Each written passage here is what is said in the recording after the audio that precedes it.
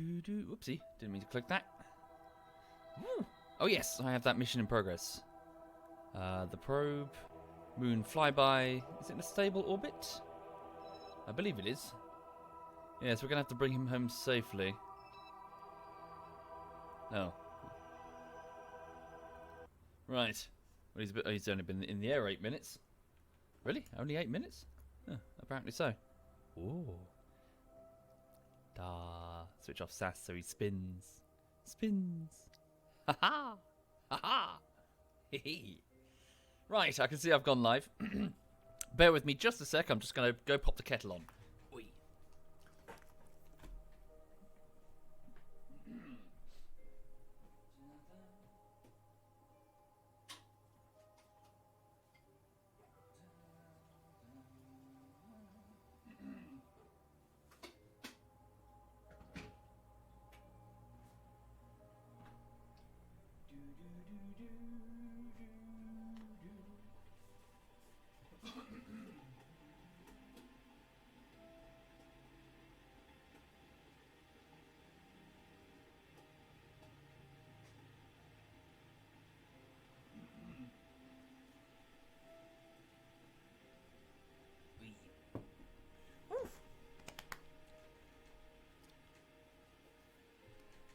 Okay then, right, just waiting for the kettle to boil so I can make myself a cup of coffee, even though I think I'm quite low on coffee. Might be quite a weak coffee.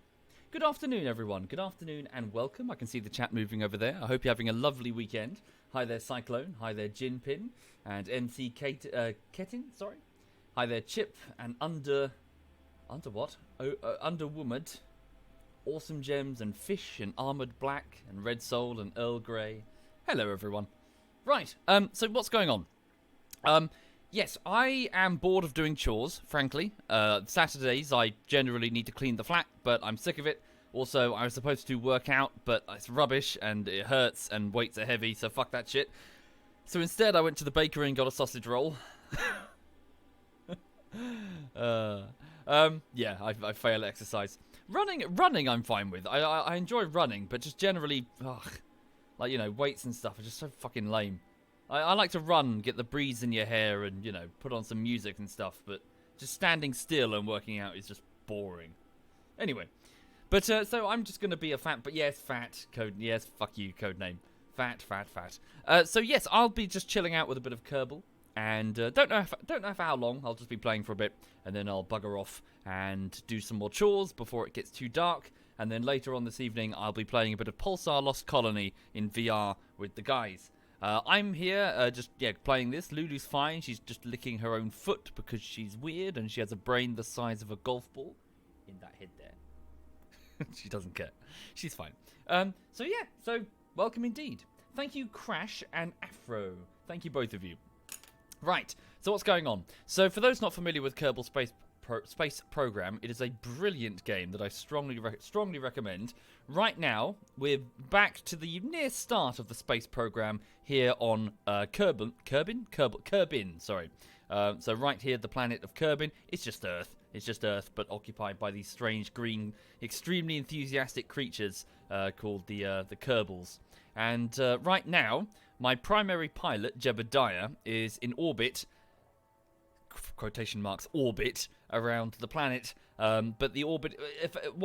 This mission I was trying to hit the moon. I did this last night. I just wanted to do a quick flyby of the moon just before I went to bed. However, I realised too late that the tracking station is not upgraded. I don't have the money to upgrade the tracking station, so this mission was a huge waste of time. I can't actually target the moon. I can't actually set a nav ball to. I could try to eyeball it, but. Let's not get Jebediah killed. Let's not get him stranded on the moon with no way to come back. Thank you, Unknown. Thank you very much, Unknown. Thank you. So anyway, I'm going to bring him back down and then work on. Well, we need money really, so we can upgrade the tracking station and then go on that planned moon mission. So yes, effectively at this point in the career, we've only just achieved orbit. So yeah, don't expect huge amounts of equipment or anything fancy. Thank you, Moxie and Unknown. Thank you again. Sorry, Moxil. Thank you, Moxil. Eyeball it for the content? Nah, let's not get Jeb killed. Seriously, let's not get him killed. So, what shall I do? So, there's my periapsis. I've just passed my apoapsis. So, we're about to go through re-entry. We're descending right now. So, the craft is approaching its lowest point in orbit. When it hits 70 kilometers, it will enter the atmosphere and start suffering drag. I don't think we need to collect any science, do we? I've still got loads of fuel remaining. Damn, there's no attachment point and we don't have the claws. I was just thinking if I should leave this storage tank in orbit as a future supply. But, I mean, it's barely... Yes, fuck, it's not even worth intercepting, is it? Nah, who gives a shit? Let's just go back through re-entry and restart. So, I will... Well, hang on a minute. We might be able to land at like a... So, hang on a minute. Let's go here. Yeah, if I get to around about this point in the orbit and then try to change the plane of my orbit, I'm probably not using the correct words. If I basically try to aim for one of the poles, I probably won't make it, but, you know, go through re-entry at a place in a different climate, and we'll get a bit of science data if we record the temperature if we land there safely. Oh, shit. Where's his chute? Where's his chute? He doesn't have a chute. Oh dear. Did I... No, I did put on a chute. Oh. Oh no. Is it because I went up too quickly? Did it explode? Okay, that's changed the equation quite significantly. We have to... Stand by. Put on my stabilizer. We're going to have to do this. Oh shit. We're going to have to put him in a stable orbit. No, that's the wrong way. Use the EVA chute. We can't EVA. What's an EVA chute? Thank you, Zarek. Thank you very much, Zarek. Leave it as a refuel station. It's fine. We can just leave him in space. Let me just make sure he's in a stable orbit. There we go. Right. Bugger. Okay, so it just means that Jeb is just going to have to chill out here for a bit. He doesn't look fussed. So, yeah, he'll hang out here, and we can go and retrieve him on a later mission. That shouldn't be too difficult. Well, is it going to be difficult? Because we can't EVA. Fuck. All Kerbals have backpack chutes. Oh, that's new. How cool is that? Really? So, how does one... No, that's not going to work, because we can't get out, can we? Because, again, I don't have an upgraded astronaut complex. This is like the start of the career. EVA chute. Okay, well, let's leave him for now.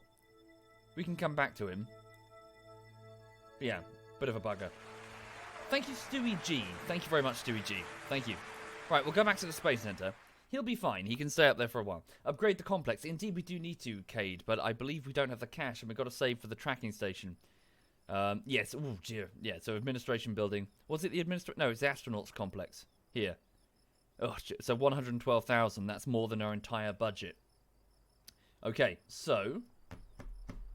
Have you either turned the volume down the last few days, or your sound is dying? Yeah, looking at the volume... Yeah, that is quite low. Well, I suppose there's just... Hang on. Let me just get to where there's music. Sorry, no, I just noticed the... No, it should be okay. It's just the game was quiet. Sorry, while it's just doing this, you tell me how the music balance is. Can I just go and grab this coffee? I've just boiled the kettle. I'll be back in just a moment, if you please. Welcome to the people joining the stream. I'll be with you in just a moment.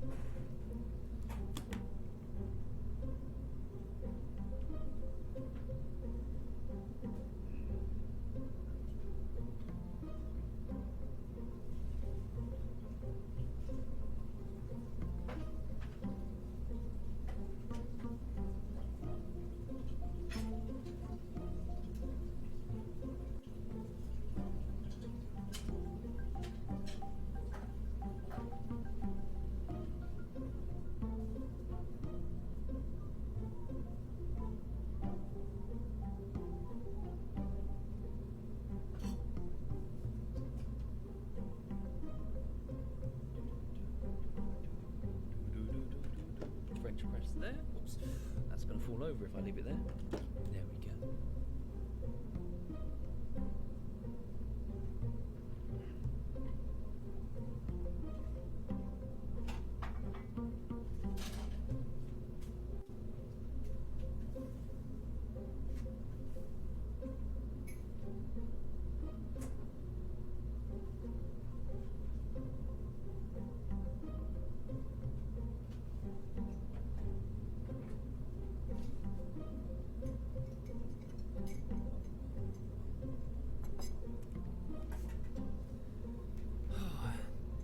is going to sound really weird. There's no real way to say it without sounding incredibly, like, aloof or whatever.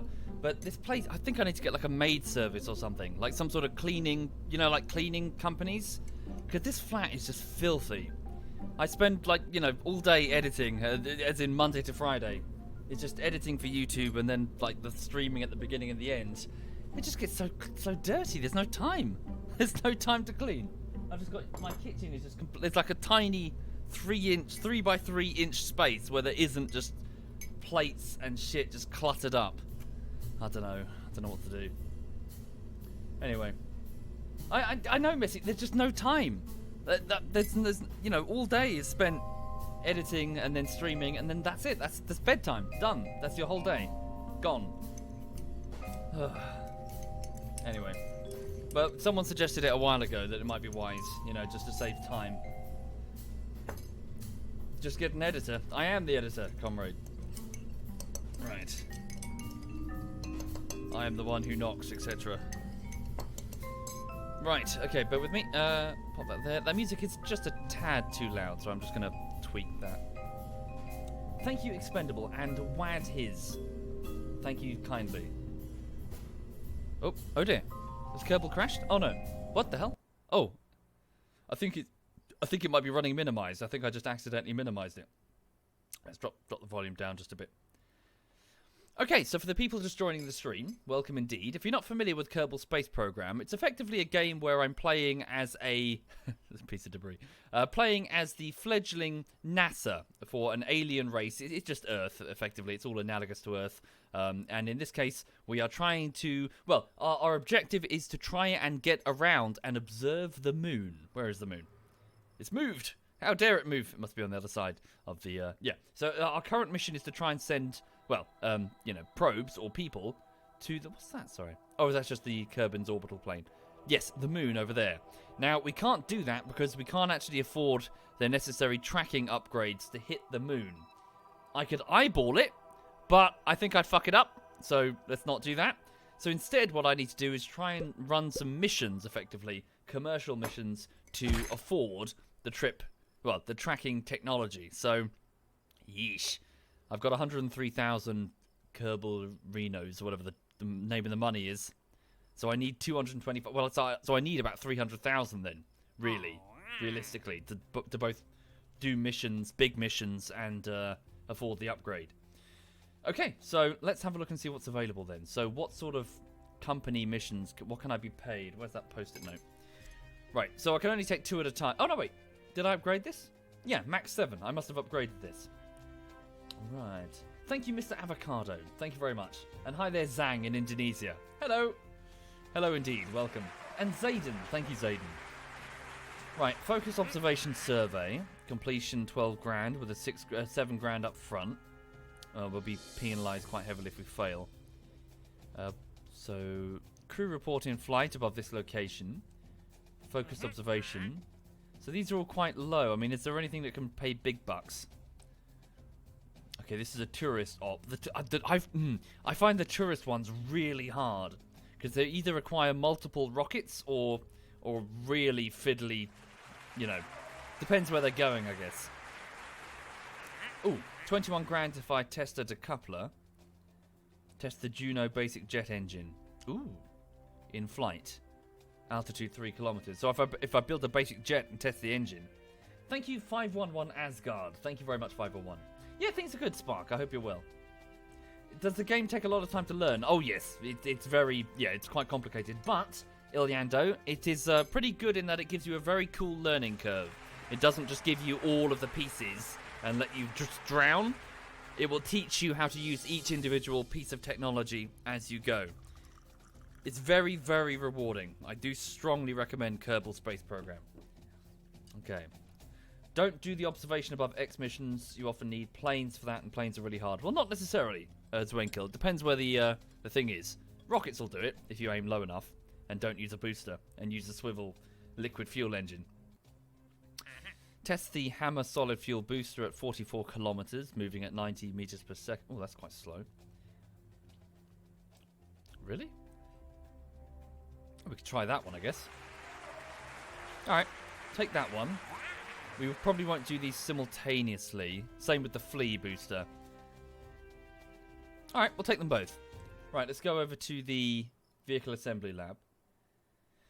Thank you, Matt. Thank you very much, Matt. Okay, so our objective to earn this cash... Whee, that's the thing. Okay, so test either the flea solid fuel booster in flight, test the swivel liquid fuel engine, or the hammer solid fuel booster. Well, so we've got 3. Okay. So what sort of altitudes? So 44 kilometers, 53. Yeah, so we're not going to be able to do these simultaneously. Okay. So the flea solid fuel booster.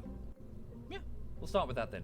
So let's just get a basic probe. Yeah, so an unmanned one. So just a probe that we don't give a shit about. So this is the... no, wait a minute. It doesn't have a SAS. It doesn't have torque wheels on it. Basically a control system. I don't know how to make one because we're too early in the campaign. So it's going to have to be piloted. We're going to have to volunteer because Jeb's busy. Valentina, step up to the plate. Valentina Kerman, pilot. You're going to be flying this. Thank you, Lan. Thank you very much, Lan. Thank you. Right, so in which case, test the flea solid fuel booster when we reach 54 kilometers, moving at 330 meters per second. All right, so I presume it's going to be the last of the things on the staging. Let's not forget a parachute. Dear. No, it's a heat shield. We won't need a heat shield. We're not going that high. Yeah, no. What am I doing? Parachute, parachute, parachute. Battery. Cargo. Shoot. There we go. The MK16 parachute. Stick that there. Don't think we need much in the way of science equipment, really. Let's save money. Is it a crew report? No, it's just test it, effectively. Just test the thing. Okay. So solid fuel. Fuel tanks. Nope. A booster. Here we go. So the flea one. So test the flea at 54 kilometers above Kerbal. So where's the flea? Here it is. So this is a solid fuel booster. Effectively, well, full of solid fuel as opposed to extremely cold liquid fuel. Much cheaper though. Hang on. How much cheaper? So this is 200 Kerbal dollars versus, well, this would be the equivalent, wouldn't it? Oh, well, only 270. Okay, not that much cheaper. I thought it'd be really cheap. All right. Yeah, she can land on that, can't she? Just to be safe, let's add a decoupler. Just in case something goes horribly wrong. So a decoupler is just a ring of explosive charges that will, well, detonate and blow the other capsule off, effectively. Phrasing. But, yeah, it will disconnect it. Thank you, Walker and Malcolm 10. Thank you very much. Do I have the long tanks for small engines? Long tanks. I don't have many long tanks currently. The longest tank I have is the, what is it? The T400. So I don't even have the next one up. And I certainly don't have the really girthy ones. Again, phrasing. Right, another decoupler. So we just need this to get to 54 kilometers. That's it. Let's do a T400 fuel tank. I will need a swivel engine if I'm going to... Well, do I need to control it? Well, yeah.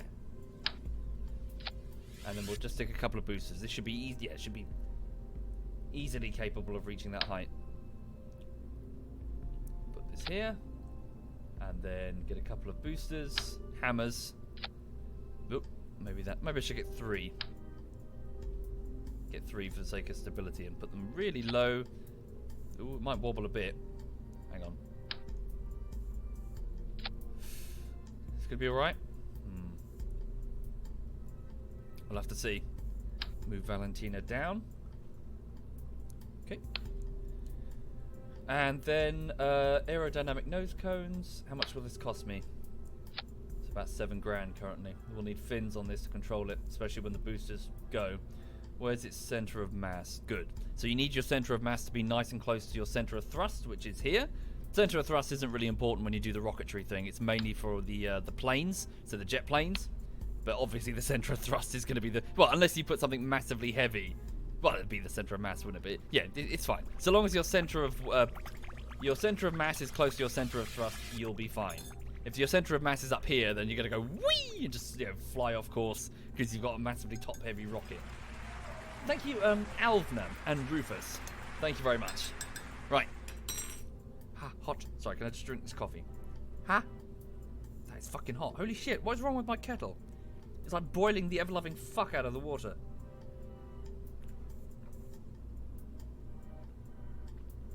Oh, that's good coffee, though.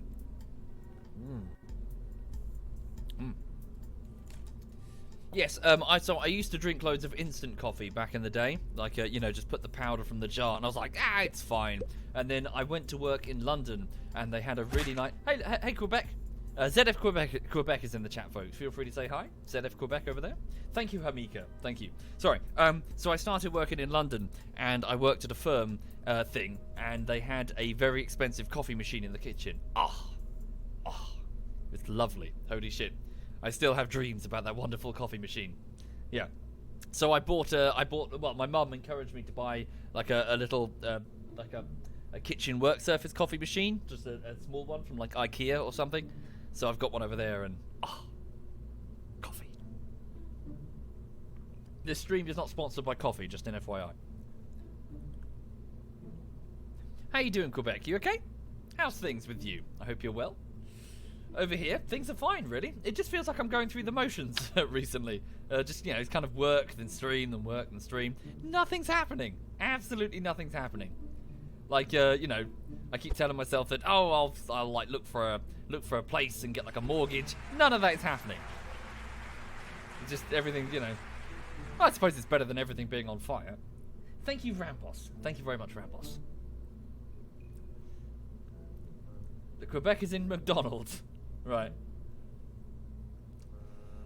Right, okay then. So what's going on? So let's sort the staging. So the boosters go first. So effectively, for those not familiar with Kerbal, on the right here, this represents the order in which things will be activated. So we want the boosters activated first. We do want the swivel engine activated at the same time because otherwise we'll have no overall control.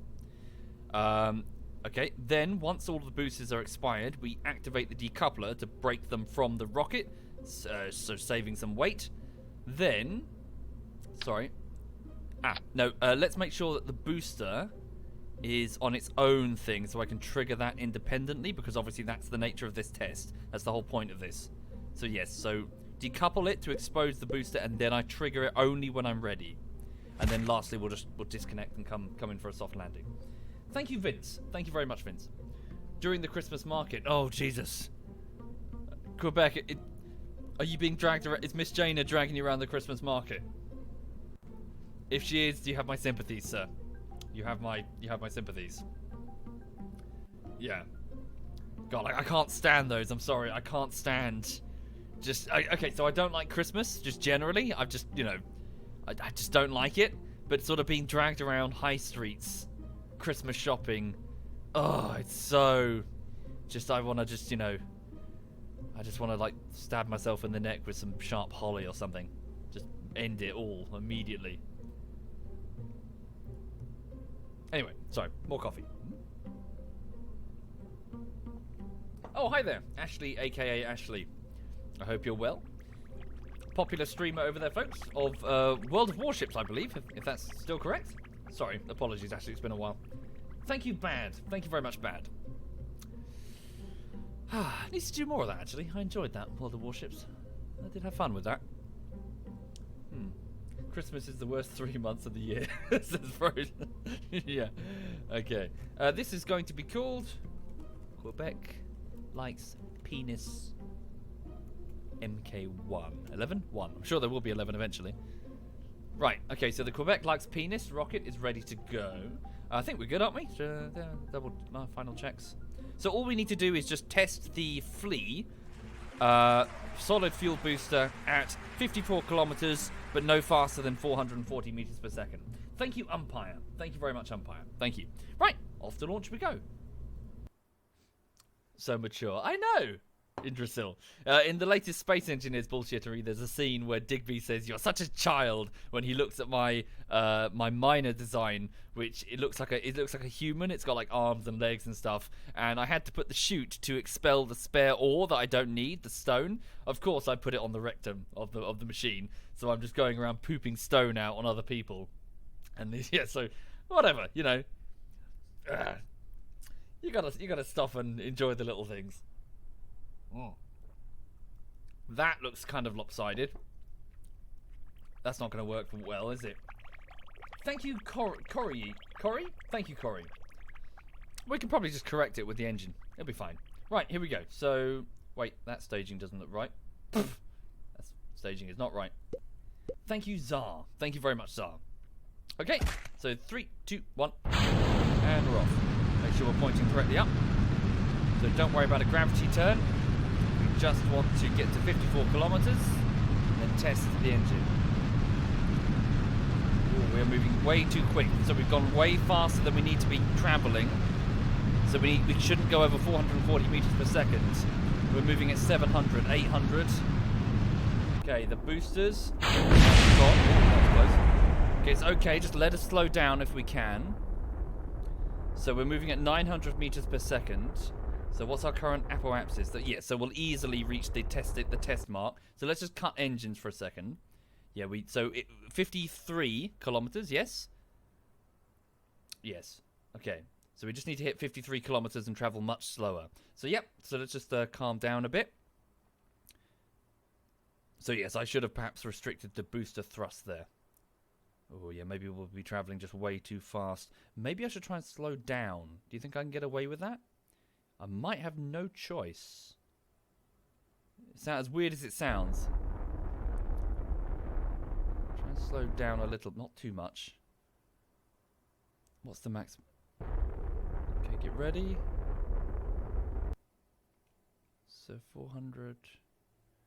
There we go. Don't go too slow either. Okay, we're about to enter the test area. Okay, there we go. And trigger now. There we go. We completed the test. Perfect. Brilliant. Excellent. Job done. Well done. Now, did I remember to put in a heat shield? Because if not, we could be in trouble. Because we're actually traveling way higher than I thought, and that's going to be a steep angle of return. Yes, I think the lack of... I didn't put in a heat shield, did I? Because I wasn't expecting that this was going to go so high. Oh dear. So I really should have perhaps aimed that... No, I should have just put on the heat shield, frankly. Okay, well, I have to see. So what I'll do is I'll turn the craft to face... Yeah, have the empty booster face her direction of re-entry. And let's see if it taking damage and exploding will be fine. Let's see if it will absorb most of the heat and explode and leave Valentina in... yeah, fine.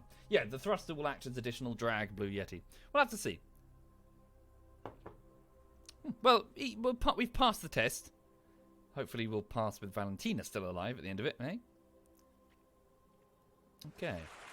Thank you, the Harbour Pearl. Thank you very much, Harbour. Thank you. Oh. Right. You don't need a heat shield. There's an inbuilt one on the command pod. I don't believe that's correct setup. You've got to mount it underneath the command pod, and then you can jettison it accordingly, unless something has changed. Oh. But the presence of an ablative heat shield built to the size of either the command module or the upgraded one is something you have to unlock. Right. Now the music's too quiet. Hang on, let me just turn it up. Master.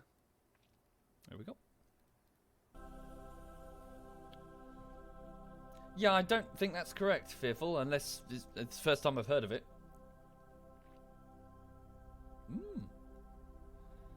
The space shuttle Columbia blew up because of the missing heat shield.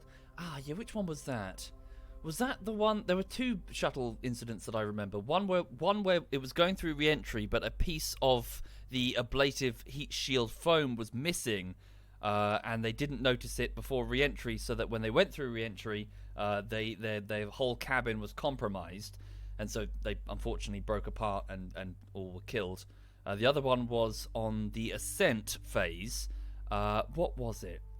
On the ascent phase, there was some sort of problem with one of the seals. Like they launched at a very bad temperature. They shouldn't have launched at that temperature. So one of the seals, something happened to it. Like it broke or something, like an O-ring. I think I can't remember. But yes, unfortunately, that caused what is it? It caused the solid fuel to start like piercing the liquid fuel tank, I think. As in, there was a second route for which the solid fuel could burn out, and it caused a big explosion and everyone was killed. Yeah, Columbia and Challenger. Sorry, I cannot recall which one's which. A great loss of life, which is such a shame. Unfortunately, you know, you can try your best to prepare, but eventually such a complicated craft, sometimes these things just happen. And the lessons learnt, we can go forward and, you know, make sure their sacrifices are not in vain. The O-ring was made out of poor rubber so that anything below freezing meant it was going to crumble. Yes, indeed. And on the night of the launch, there was, the temperatures were just too cold. There was some sort of, principally a management failure, I believe, that one. Because there was this sense of sort of must meet deadlines, must go. So the calls to not launch were ignored by the guy who was telling them that, even though they were being told, don't launch, temperature's not correct. Yeah. Valentina's fucked? She may well be fucked. Let's have a look. So what I'll do... No, we'll turn to face this way. So, we'll see. We'll have a look. She may well survive, she may not.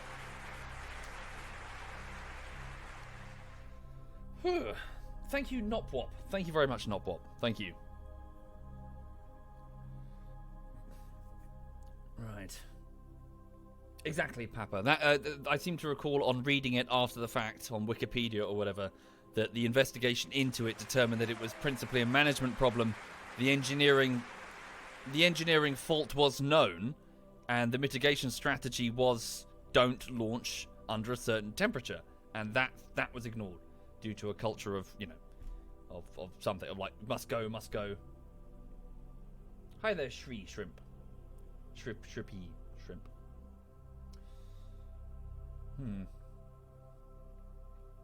Sure, Roy, but here's the thing. When it comes to big projects like this, you know about these flaws. You know about the tolerances, the stresses. It's all about trying to minimize them as best you can. When something goes, you're sitting on a rocket that's full of exploding fuel. You're sitting on a giant bomb, effectively. You try your best to limit the risks, but there will always be risks. That always happens after a disaster. It's a case of, they knew. Well, of course they knew. They know of thousands of different ways in which it could go wrong. They try their best to minimize them. But sometimes, you keep rolling the dice, and sometimes,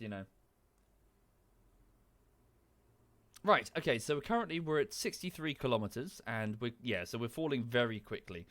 So, I don't think she's going to make it, because it's a very steep angle of, I don't think we're going to, the craft won't slow down enough due to drag, because I think it's just going to heat up and explode before then. We'll just watch. So, moving at once, so here we go. So, atmospheric re-entry is causing the rocket booster to heat up beyond tolerances it's built to deal with. So it is about to explode. Hopefully we'll start reducing our speed soon. So you're about to see two explosions. One from the booster and the next from the decoupler. Whoa, okay. Out of control spin. Not good. We're going to have to jettison. We have no choice.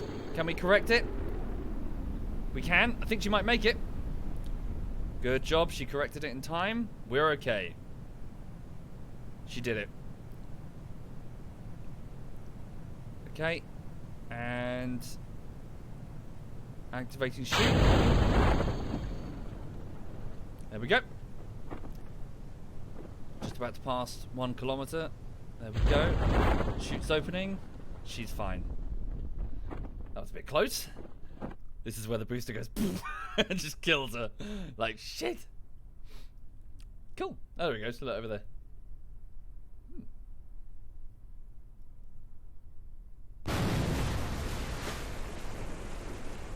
Cool, we're okay. Right. Yep, that was almost a very, very bad day for Valentina, but well done. Trial by fire. Switch off SAS, let you just bobble like a cork. Right, very good. So we succeeded. So we managed to get some cash there. Not a huge amount, but it's something. We've tested the Flea solid fuel booster, and presumably we'll have access to something else. So right now, for those people joining the stream, it's mainly a cash flow problem currently. we need to upgrade the tracking station if we're going to make a run for the moon, which is... Can I see the moon from here? Nope, must be on the other side of the planet. But yes, we need to upgrade the tracking station in order to accurately hit the moon. And for that, we need money. So we need to complete these commercial objectives, or, you know, these grants in this case. So test the boosters, etc. Right, very good. Recover the vessel. So boats go out, they meet Valentina. They bring her back for debriefing. Right, very good. Recovery of the vessel. Obviously, we didn't recover much, only really the command pod, but we did succeed. Okay, so 134,000. So we still can't upgrade the tracking station. We need to do more missions. Do you have anything else? Test the Juno basic jet engine. Radial decoupler. Splash down at Kerbin. Splash down? Really? Okay, so just stick a radial decoupler on and just do it on the splashdown. So in the water. Simple. Yeah, why not? Thank you, a masked madman. Thank you very much, sir. Thank you. What's this, sorry? Decoupler in flight. So the TD12 decoupler, that's the radial one, isn't it? Sorry, no, that's the one that's built into the rocket. Shouldn't be a problem. Speed? What the fuck? That's crazy speed. Okay, holy shit. That's ridiculous speed. That's gonna be like boosters akimbo. Holy shit. Huh? Why not? Cash? Okay. Thank you, Fireheart. Thank you very much, Fireheart. Let's go to the vehicle assembly building. Thank you, unusually large moth. Thank you very much. Right, let's have a look then. So, thank you, Temptin. Thank you very much, sir. So, test the TD12 decoupler, which is this one here. Okay, the ring decoupler. Okay. So test that at 38 kilometers to 46 kilometers, moving at 1,290 meters per second at least. Yikes. Bear in mind that last time we were ascending, do you remember? We were moving at what? What was that, 900? So we could probably do it with this vessel, couldn't we? Just go full pelt with the engine this time instead of holding off. Let's remember Valentina's heat shield, yeah? Okay. Oh, that's a decoupler. What am I doing? Right. Oh, it's too small. There we go. So the ablative heat shield mounted beneath the command pod there, made out of some extremely heat-resistant foam. There's that video on YouTube of like sort of people putting these blocks of this type of foam in a furnace, and you just see, and it comes out, and it's just white hot, but it's, you know, it just absorbs it just fine. Like it's really impressive thermal absorption material. Thank you, Itzby, Kai, and Duraloot, and Mark. Thank you sincerely. Right, should I... hang on, just thinking. Never mind the dinky booster. Can we do two at the same time? What are the other ones? 53. Splash down. Don't forget the... tell you what, hang on. There we go. Put a dinky fuel tank instead, liquid fuel, and we'll put a Terrier engine, and then on the on the command pod proper, which is the one we test on splashdown, the TT38K. This thing. Okay, so let's put two of these on the command pod itself. So this will be the splashdown. Do we need to have something attached to them for it to work? Test the part through the staging sequence. It doesn't specify. Anyone know? We could just put anything, couldn't we? We could just put like some... Yeah, just some modular girder segments. Right? Thank you, Bungus. Thank you very much, Bungus. You generally don't. Are you sure?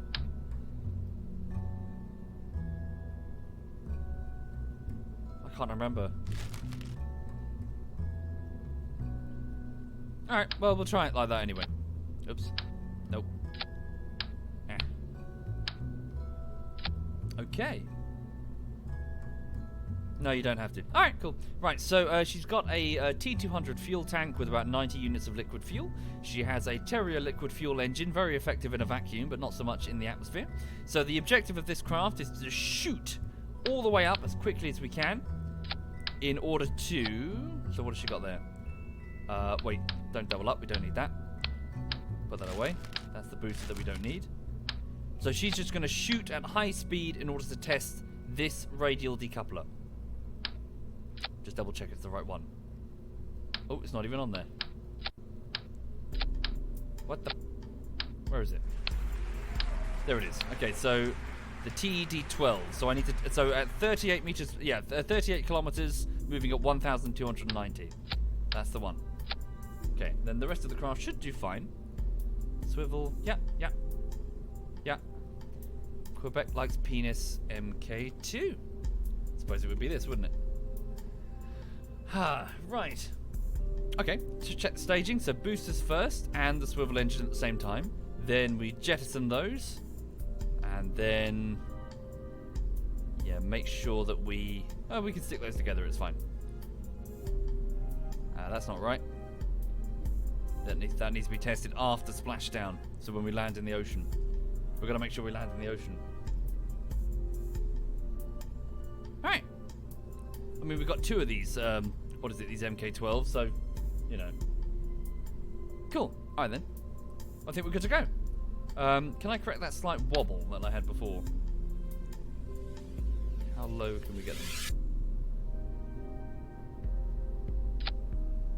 No, maybe not. Solar panels, we don't have them unlocked, I'm afraid. Batteries, shouldn't need them. We have no very expensive electrical equipment on board. Everything's manually controlled through hydraulics or whatever. Okay. Yeah, should be fine.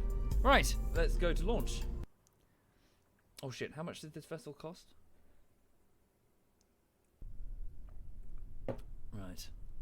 Hello there, Valentina. She's good to go. Activate your torque wheels mounted in the command pod. So your SAS. Right, good. Right, so we just need to make sure that we fucking floor it this time. But it's going to be, yeah, it's going to heat up quite a lot, isn't it? Right, test the TD12 decoupler in flight over Kerbal, which is this one here, so stage 3. So we need to be at 38 kilometers moving. Holy shit, that's quick. Okay, crazy quick. The SAS in the command module needs to be electrically charged, but that's fine, Latsky. The liquid fuel engines generate way more than enough electrical power. We'll be fine. It's only if you're up there for long durations. Okay, here we go. So good luck, Valentina. Off we go.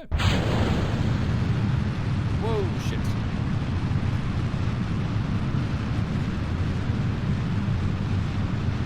Okay. So 38 kilometers. 1,000. We ease up on the liquid fuel. Okay, we're definitely going to achieve it. Ready to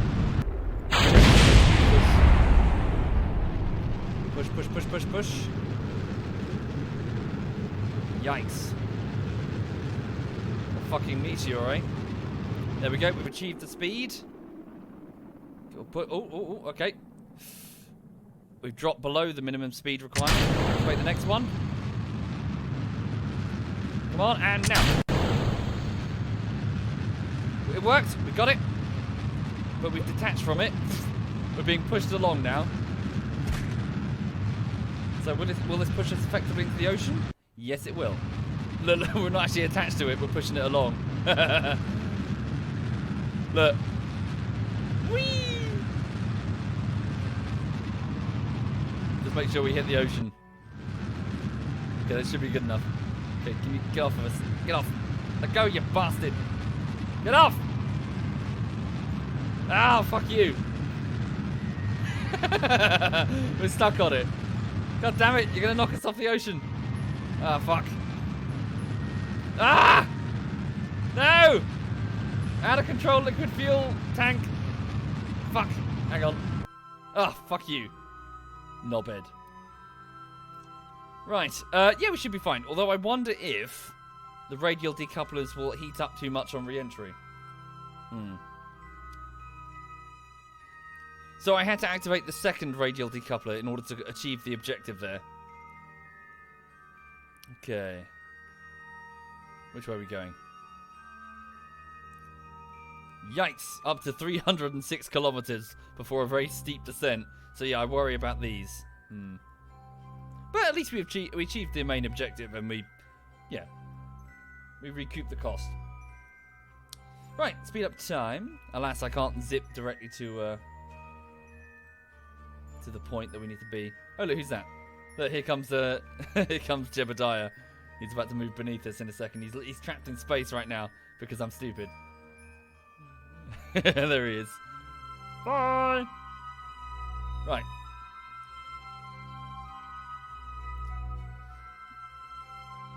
Okay, here we go. So we're falling back towards the surface of Kerbin. Very, very steep angle. Yeah, I hope we don't lose them both. We just need to test one on a splashdown. Thank you, Survivalist. Thank you very much, Survivalist.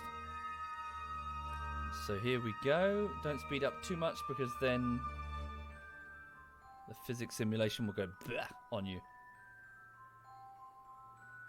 Hi there, Paltos. ZF Paltos is in the chat, folks. Okay, hang on. Alright, we're about to hit the atmosphere. We should be alright. So it's all a question of if whether or not these two, you know, they don't explode. I worry too much about the heating. Those pods are made to take a lot of heat. No, it's not the pod. It's the radial decouplers on the side. I'm not worried about the pod or Valentina. She'll be fine. It's the objective. Thank you, Blaze. Thank you very much, Blaze. Yes, player. I either forgot to put the parachute on his vessel or it exploded on the ascent. I'm not sure. Okay, here we go. So lots of... Yeah, so 24... Ooh, this is a very steep angle. 21 kilometers. Yikes! Slow down! There we go. Yeah, she's fine. Way! They made it. 10 kilometers from the surface, moving at 430 meters per second, slowing rapidly as the atmosphere gets denser there. A big fat cushion to land on. And then we test them on the splashdown, and then hooray! We get two payouts from the objectives there. Love you too, Slicer. No homo, though. What happened to the Kerbal in orbit? Well, he'll stay there. He'll be fine. He's got a big stack of comic books and some sweeties. He'll be alright. There we go. Unfurl.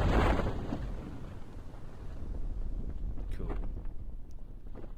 Splash down, and then the final thing will be to test the radial decouplers. Switch off the SAS, just let you bob like a cork.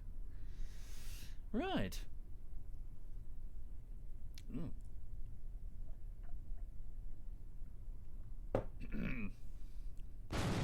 Oh dear. A piece of Quebec-liked penis MK2, the rocket ship. Okay, 140 meters above the ocean.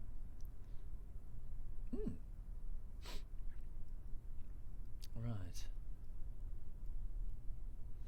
So yeah, I hope everyone's having a lovely weekend. Over here, just to bring you up to speed, it's the end of week 1 on the latest bullshittery, which is Space Engineers Part 3. Haven't gotten super far for week 1. It'll take me about 4 weeks to get a project done. But yeah, I'm just sort of working through it as best I can. Okay, so we're splashed down. We're on Kerbin, so all I have to do is press space. Just quick save it. And then... tested radial decouplers. Excellent. Oh, they went really far. Holy shit. Perfect. So we know that they can work just fine in the water. So there's plenty of data to bring back home to the Space Center.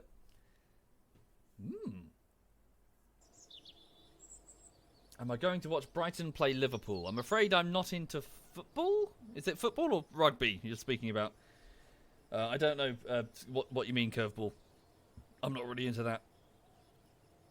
Okay, very good. So we've recovered the parts and we've got a slight science boost. Can I actually afford anything? Go back to the research section. So 45. No, so the next upgrades will cost me about 40 or 40. No, yeah, 45 units of research. Okay. Right. So it's almost daybreak. Still year 1, day 1. Okay. Now what? Cash reserves are 172,000, so we need 225,000 to upgrade the tracking station to make a shot on the moon. So we're getting there steadily. It's football? Ah, yeah, not for me. Right, so what else can we do? Stack separator splashdown. The stack separator. Which one is that, sorry? Research bonus. Ferry tourist. Test the jet engine. Crew report 16 kilometers above zone 5. P40X. Where's that, sorry? Bear with me. Zone 5. Here. Oh. Should be simple enough. Okay, we'll try and do that. Just a bit of extra cash. Whoopsie. So, test the stack separator splash down. We'll do that one. So just land in the ocean. And science data from space around Kerbin. Oh. Yeah, we'll definitely do that. Holy shit. And do this one. So crew report in flight above this location. Simple. So we can do the splashdown and that observation thing next, and that will give us a cash boost. So let's get to the main assembly building. Thank you, Cryptic Drake. Thank you very much, sir. Right, so it's only 16 kilometers, so this is way overkill. So crew report, transmit, space around Kerbin. We could just shoot through it. It doesn't specify which speed we should be moving at. When it says space, does it mean just space, so we can go straight up? And what's the TS06 stack separator? We could do all three of these simultaneously. Ah! Oh, fuck. No, it should be fine. We'll just put it on the... Yes? Yeah, it'll be fine. Okay, easy. It's, so I got access to a piece of tech that I haven't actually unlocked yet. Thank you, Royal Sausage. Thank you, sir. Thank you very much. Right. Alright then. Sweet. Simple. Take these off. We don't need them anymore. Let's make sure we've got some scientific equipment and also the ability to communicate it back to the surface of Kerbin. Stick that antenna there. For this reason, it's probably a good idea to have some reserve power. How much does it actually drain? Does it... Hang on. If I go... Does it specify my power reserves? It will when I'm on the launch pad. So 100... Well, 300 then, at least. So how much does this consume? The rocket is excited. Doesn't seem to specify. Alright. Well, 3 batteries are fine. Oh no, I could go over the parts limit. They're still quite low. Backup antenna? Nah, it's fine. Hi, SWAT Knight. ZF SWAT Knight is in the chat, folks. Feel free to say hello. Right, science data. What does it want? Oh yeah, I've got the Science Junior as well. I forgot about that. I've just unlocked this. Let's bring that back with us. So this is a science module full of, well, I'm assuming things like fungus cultures and other things that we can observe. As in, if we bring back this material... Hang on. So look. So it's a science module. So various experiments, such as what happens to a plant when it's in orbit or whatever. Or here are some butterflies in a container. You know, see how they handle 800 degrees or whatever. Yeah, you know, for science. Let's take that with us. You think the antenna's going to get snapped off? Well, if we don't, like, go stupid fast, we'll be fine. So maybe these boosters are a bit overkill. Or, I'll tell you what, I'll just reduce their thrust. Whoop. Ta-da. Right. Okay, so check the decoupler. Is it there? Yes, it is. Yes, there is one there. Okay. That should be fine. Can this chute handle that weight? I'm guessing so. Right. Mystery goo. Take a thermometer, just in case. Oh no, wait, we've already got one. Oh no, wait, sorry, it's just being duplicated. Ta-da! pressure reader. The antenna uses EC depending on the science experiment. Yeah, we should have enough energy. We should be fine. Okay, sweet. So this looks good. Let's check the staging. So yes, launch that. Launch that simultaneously. So we'll need the swivel engine if we're to control the direction of the craft, because this has a gimbal on it. So these boosters will just. But so the moment you light the booster, good luck, because it's not stopping. It's just going to keep. Yeah, it's going to keep providing power to the engine. So for this reason, boosters are typically used at the beginning and then ditched. Some people I was reading on the Kerbal Space Program subreddit don't actually use boosters in the late game because they find them irritating. They just absorb the extra cost of using liquid fuel for all stages. But yes, for the moment, and some people choose to use them for the sake of roleplay. They just, prefer the fact that boosters are used because, well, you probably should. But yeah, so boosters will just burn, but I need this gimbal-controlled swiveled liquid fuel engine in order. Oh fuck! Sorry, bear with. Fixed. In order to actually control the direction of flight, because obviously we've got to do this crew report over that area. Okay, that's good.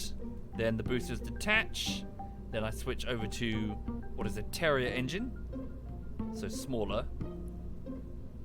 And then that will be our final re-entry. Huzzah! Just make sure that final one's. There we go. Oh no, that's wrong. Haha. Right, lovely jubbly. Valentina, your next mission awaits. This will cost me about 13,642 Kerbin dollars, but hopefully it should give me quite a bit of a payout. So, our mission will be to test the stack separator splashdown, so we need to aim for the ocean, gather science data in space if we get high enough, and conduct a focused observational survey of Zone 5 P40X. So we just got to aim for it. Save, and go to launch. Wait. There we go. Give it a proper name. And off we go. Does the science module have a heat shield? Indeed, it is mounted above the heat shield. Should be fine. Ooh, wobbly. Need more struts? I don't think we've unlocked struts yet. Right, let's see how we do. Yeah, so where's... hang on, so if I open up the tracker... So note the location of the location of the space center. So the space center, as on Earth, is based relatively close to the equator. So it's close to the equator as you can get in order to minimize complications for actually just getting into orbit. And in addition, it's the rocket launches go in an easterly direction over an ocean. In the event of something going wrong, you can self-destruct the rocket. Or whatever, or the boosters falling naturally, whatever. Basically, debris is going to be a problem.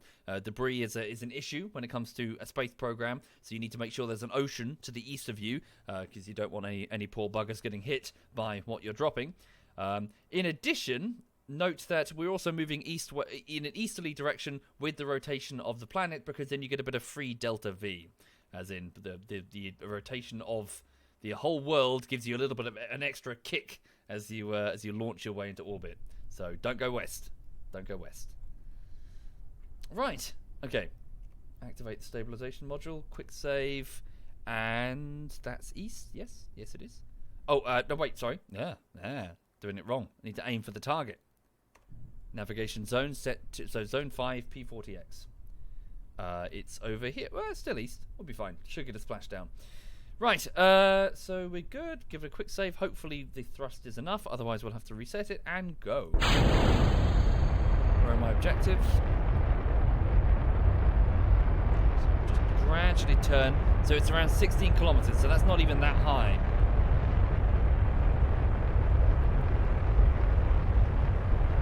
So I'm just using the gimbal-controlled liquid fuel. Don't go too crazy on this curve. We just need to go above it. Watch yourself, watch yourself. Careful. So 6 kilometers, it needs to be 16. Get ready to jettison.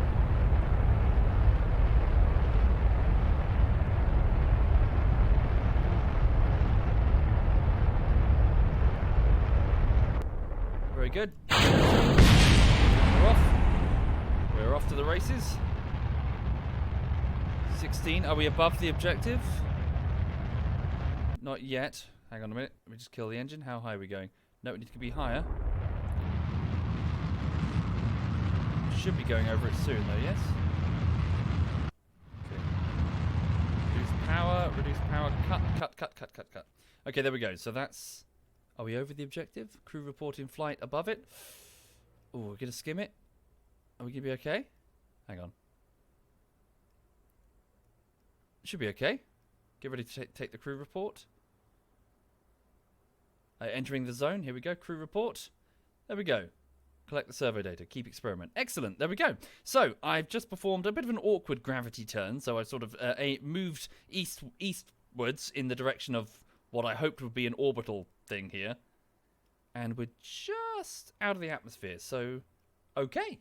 Bear in mind the next one is a Terrier engine. So, yeah, I need to do the burn fairly early. I don't know why I'm trying for orbital. I'm not really trying for orbital. Practice, I guess. Transmit or recover scientific data from space. So I guess low orbit's fine. Just to buy me some time. So can we do a little bit of... Just to buy me a little bit of extra time. It's not an orbital burn, it doesn't matter. Okay, fuck it. And there we go.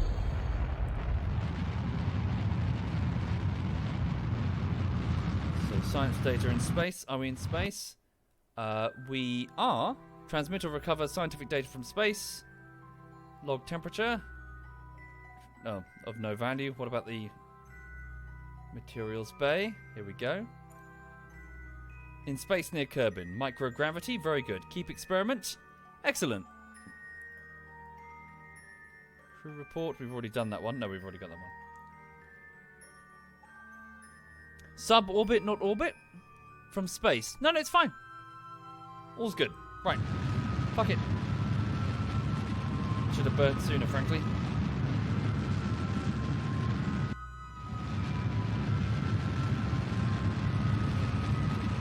Oh, transmit? Transmit or recover? No, it says recover.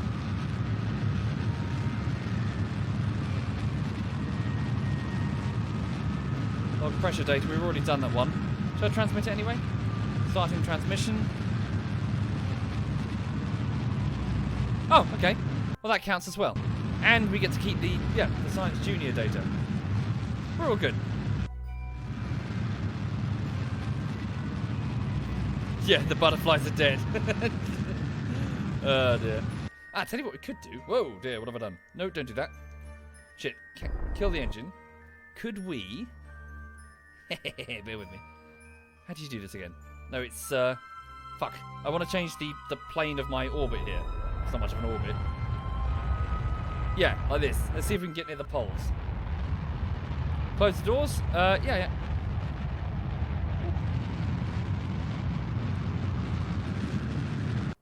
Okay.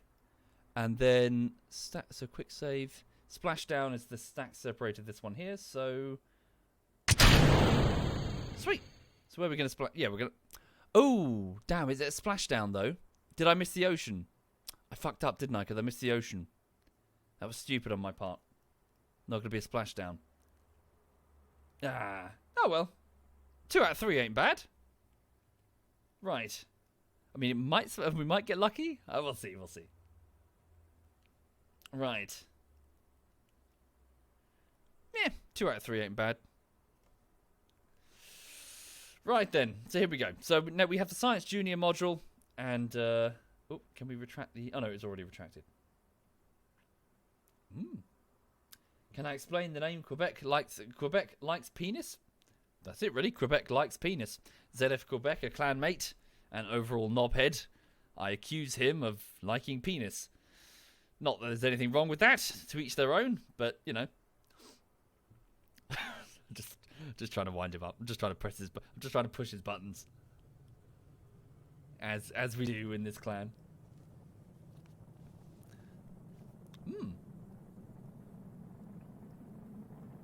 Right.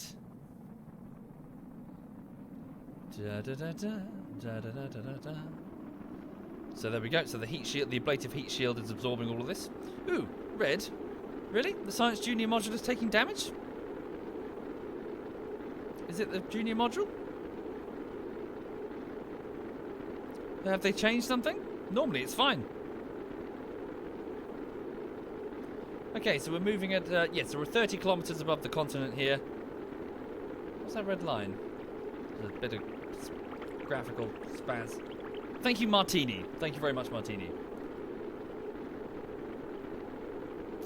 Sass off. Nah, it's fine.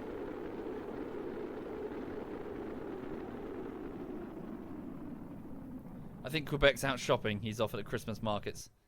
Ah, shame. So yes, I did block. I botched the splashdown.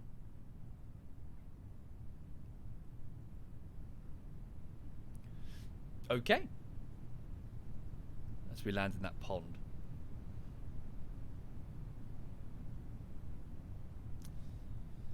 Right. Have we? Does this is this like a new area to do a crew report on? Like you're in the mountains or something? You failed? No. I succeeded. 2 out of 3. Looking good. And frankly, if it's a splashdown that I need, then all I really need to do is just, you know, have a tiny little boost that I could just make the cheapest fucking craft and just launch it into the water. Hell, we don't even need a rocket. We just take a boat. Just somebody take a boat with the just throw it into the water and press a button. Done. Test done. Right, here we go. And no, you don't need to open the chute as soon as you can. Venice, it's all good. It's very forgiving. You got a huge amount of time. I didn't kill Jeb. He's upstairs. Well, he's up in orbit waiting for us. We'll pick him up. What are those things over there? Trees, maybe? Probably trees. Not seen them. Not seen that before. Okay. Yep, now I can switch off SAS. Right, so we've got the Science Junior module. Alas, she's a pilot, so she can't go out and retrieve... no, she might be able to... Nah. Can we... We'll check. We'll see if we can go out and grab it and bring the data back in. Thank you, Kitten. Thank you very much, Kitten. Oh, no, wait, she probably can't reset. She probably can't reset. Well, we'll see. We'll give it a go. So what I mean is that your Kerbals in the late game can get out and start resetting scientific equipment, but it might require a scientist. She's a pilot. Thank you, the real Wells. Thank you, the real. Oh no! Bugger! Bugger. I guess that's the reason we wanted a splashdown. It seems the Science Junior module did not survive the landing. Pity. Okay, looks like we're going to have to just do that one again. So log pressure data. So where are we? Sorry. Ah, yes. So a new biome. So the Kerbal grasslands. So we shall keep this experimental data. What about the temperature data? Yes. Take that. Keep that. Oh, that's good. What about a crew report? Overwrite the existing one. What is the existing one? Review report. Upper atmosphere. We've already transmitted that. That's the data we wanted. Take a crew report. Conduct a focus observation survey. So if I just save it, presumably I can discard this without failing the objective because we've already taken the crew report. I've saved it, so if it fails the objective... No, I think we're fine. Take a new report in the grasslands. Okay. Keep report.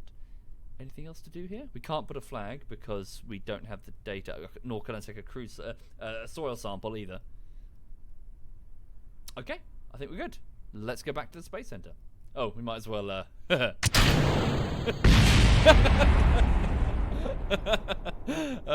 sorry. I just triggered the separator. Maybe I should have kept that to save money. Whoops. So I just blew up a parachute for seemingly no reason. Recover vessel. Hey. It's fine. It's fine. 2 out of 3. Alright then. So, we've got a few more science points, which is nice. So, atmospheric pressure readings from the grasslands. We've recovered a few bits of the pod, minus the parachute. Valentina's ready for duty. Well done indeed. Cash reserves are looking great, 210,000. We need 225,000 to upgrade the tracking station for any shot at the moon. Alright. So, more missions required. Wait, sorry, what have I got currently? So, stack separator splashdown. Swivel liquid fuel engine over Kerbin. Again, it's another fast mover. Swivel liquid fuel engine at 53 kilometers, and the Hammer solid fuel booster at 44 kilometers. No speed requirement on that. Let's do that one. That one and that one. Okay. Right, sweet. Sorry, do you mind if I just run for... I'm just going to run for a wee-wee. I'll be back in a second. I'll leave you with the dog, who's sleeping, thinking about rodents that climb trees. Back in a second.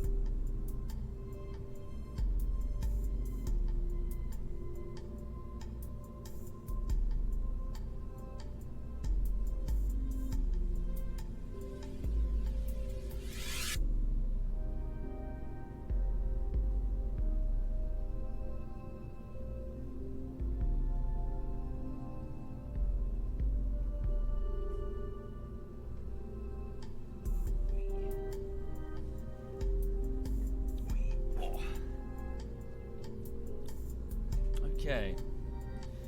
Whew.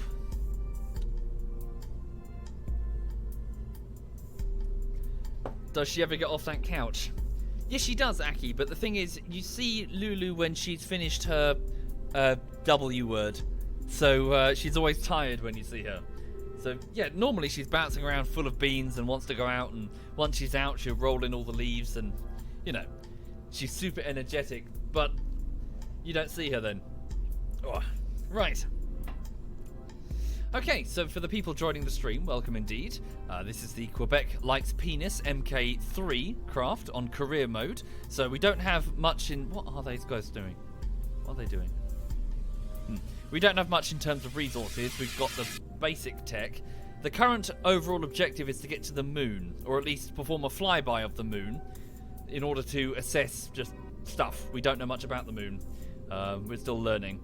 So for now, what I need to do is I need to test the Hammer solid fuel booster and the stack separator splashdown. So the Hammer booster, a solid fuel booster, is this device here. So it needs to be part of the main staging operation to be triggered at 44 kilometers. I wonder. So never mind.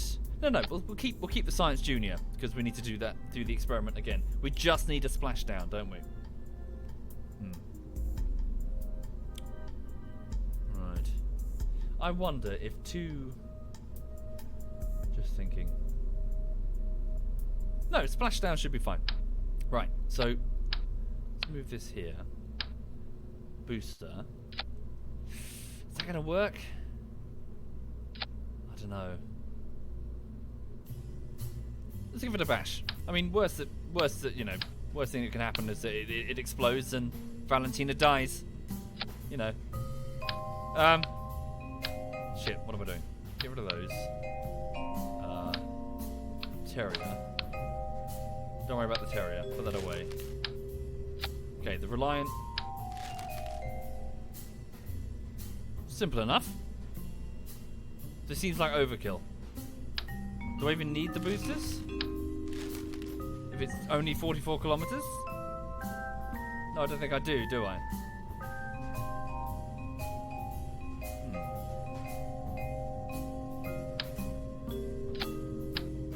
Right. So I'm just thinking.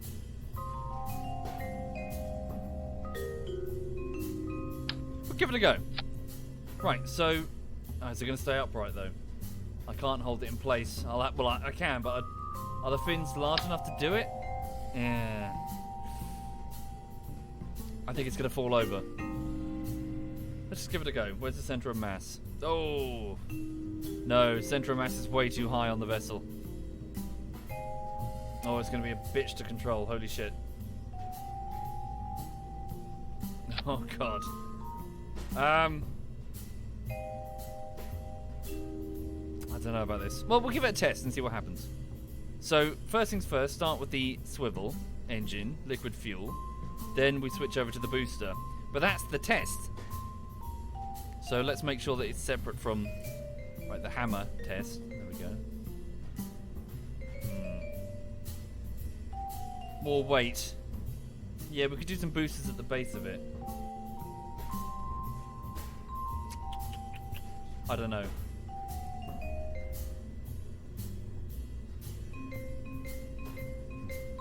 We'll give it a go. See what happens. So we just need to get this craft to 44 kilometers and then trigger the hammer booster in the middle. Right. Actually, bloody numbers. Screw the Roman numerals. The Romans are gone.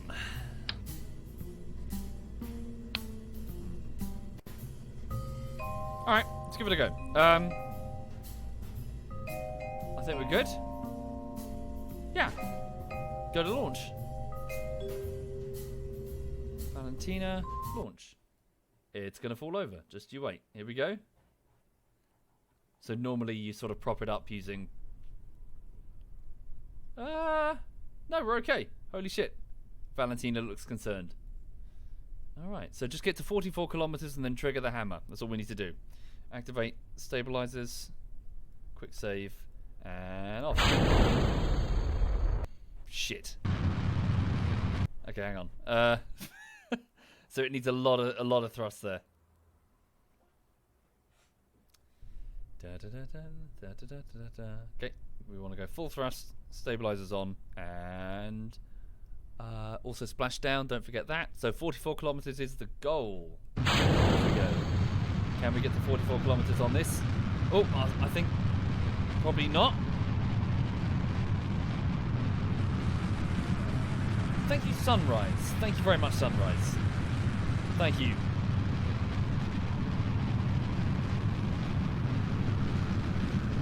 Do need to aim for the ocean, so just do this a little bit. Our survey says no. How high do we get instead? So it looks like boosters are absolutely mandatory. Only 9 kilometers. Whoopsie. So yes. Let's revert back to the launch assembly. So yes, some dinky little boosters will push us through that, I think. So go whoop. We go down here. And let's just add a few...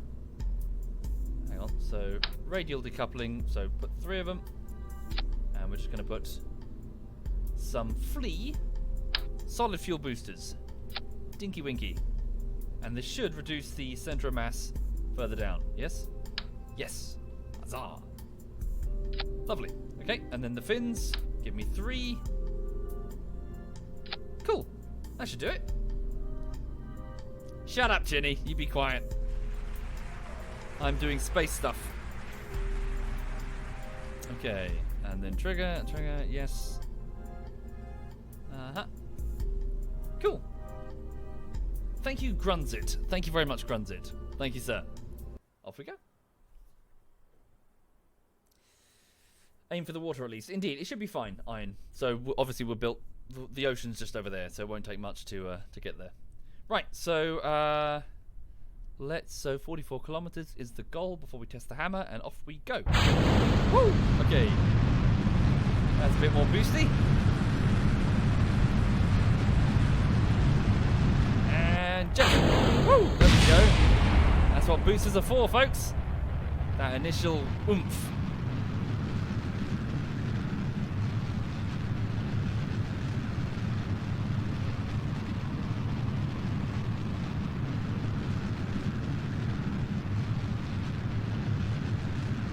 Okay, it's currently 10 kilometers, so let's have a look and see how we do. And jettison. There we go. The total Apple apps. Ooh, bugger. So still not quite. So 26 kilometers. So it needs to be 44 before we can test this sucker. So let's upgrade them to full-on hammers. So from the fleas, we'll put on hammers, and that should absolutely give us the oomph we need. So back to the VAB. Right. Oh, no, sorry, that was wrong. If I can just, yeah, there we go. Okay, pull those off, and instead get hammers. Ta-da! Cool. All good. And we'll just stick a couple of aerodynamic nose cones. And also we will reduce the total thrust output to about 63%. Alright, cool. And then give it a save. And off we go. It's going to cost us about 13 grand to launch this sucker, though. I damaged the parachute. Should be fine. Right, very good. So, bish bash bosh. SAS activated. Stabilizer looks good. Staging is wrong. Fix that. Yeah. Quick save, and off we go. Right. So, twice the size on those boosters there. Their thrust is slightly reduced, so they'll last a bit longer.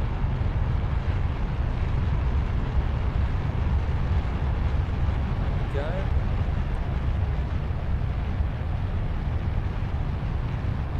So try and give us a little bit of a turn so we can definitely land in the ocean. Get ready to jettison them.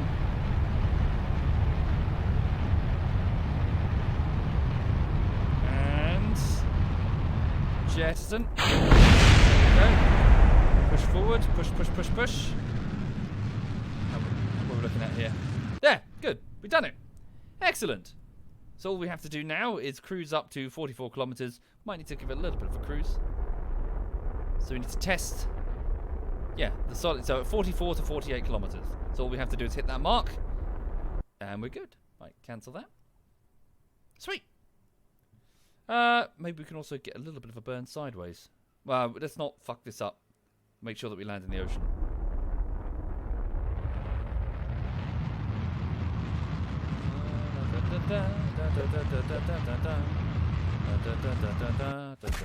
So what's the maximum? It's 48. So 44 to 48. Okay. Let's jettison now. Ready to test. Stand by. We're entering the... Yep.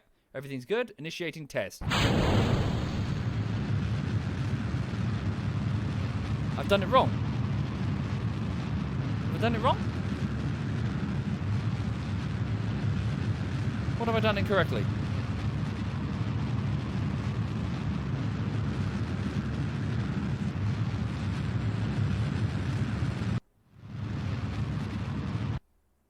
How strange. I did not succeed. Was it too quick? Did I just click it too quickly? Right click the booster and run test. Oh, what's that? Run test?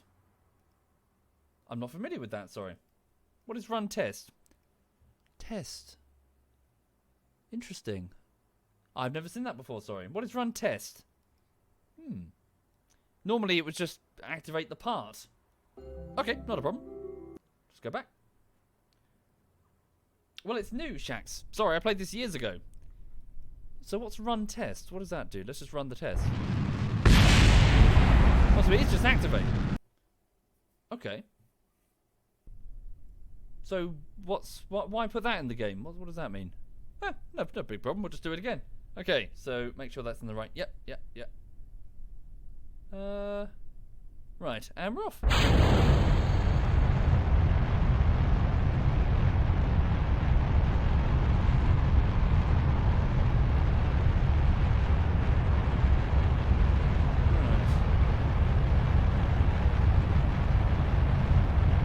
Up the overlay, bear with, 44 kilometers is the goal.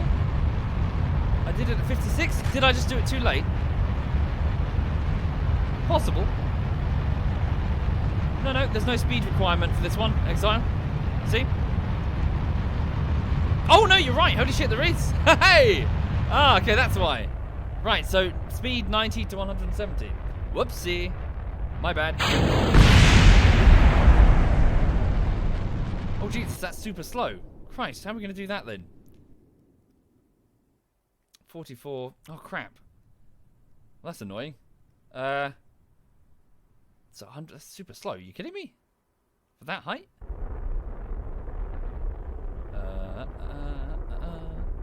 Okay. Difficult window. Alright, let's see if we can reduce our speed before we get there.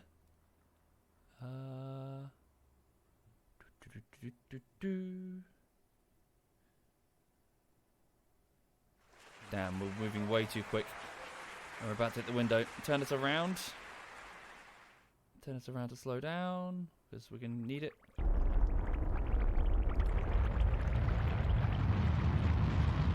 Approaching the window. Oh, no, now I'm... Okay, turn around. Speed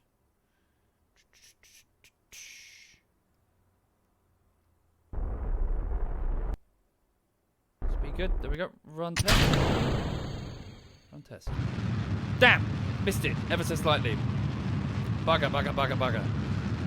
Bugger, bugger, bugger, bugger. Okay. Do I need to do the right click thing? Or can I just activate it in the staging? Because, yeah, it'd be quicker to just press space. Right, I see. So 90 meters per second to 170. Okay. Just means I need to be slower, I guess. Press the purple button on the bottom left to show the metrics for the trajectory. Purple button on the... What's this? Maneuver mode. Oh, God. Jesus, was this... I'm sorry, I've never seen this stuff before. When was this put in? I played a few years ago. Jesus. Docking mode, I'm familiar with that, yeah. But that's for much later. Blimey. Looks like I've still got lots to learn then. Normally, yeah, previously I'd just eyeball it.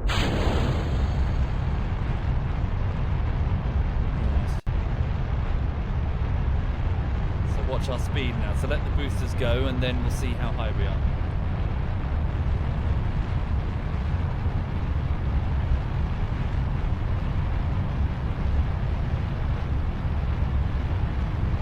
Alright. Just let the boosters do their thing. Because we're already well over the required speed.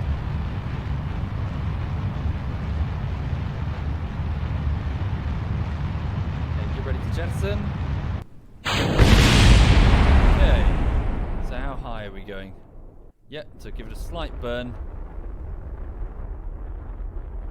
Yep, we're going up steadily. Slow and steady. So 44, 90 to 170. 44, 90 to 170.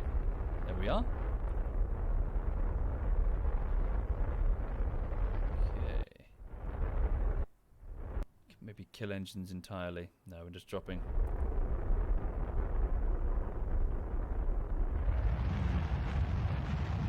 Well, let's go over the mark and then just try to slow down.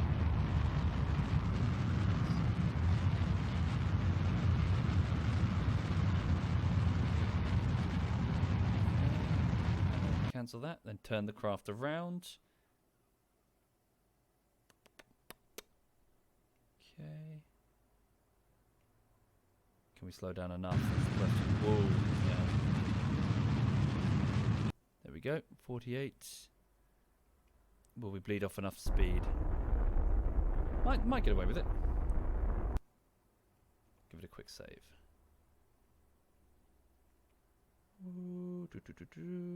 Oh, damn, I'm out. Okay, we just gotta hope.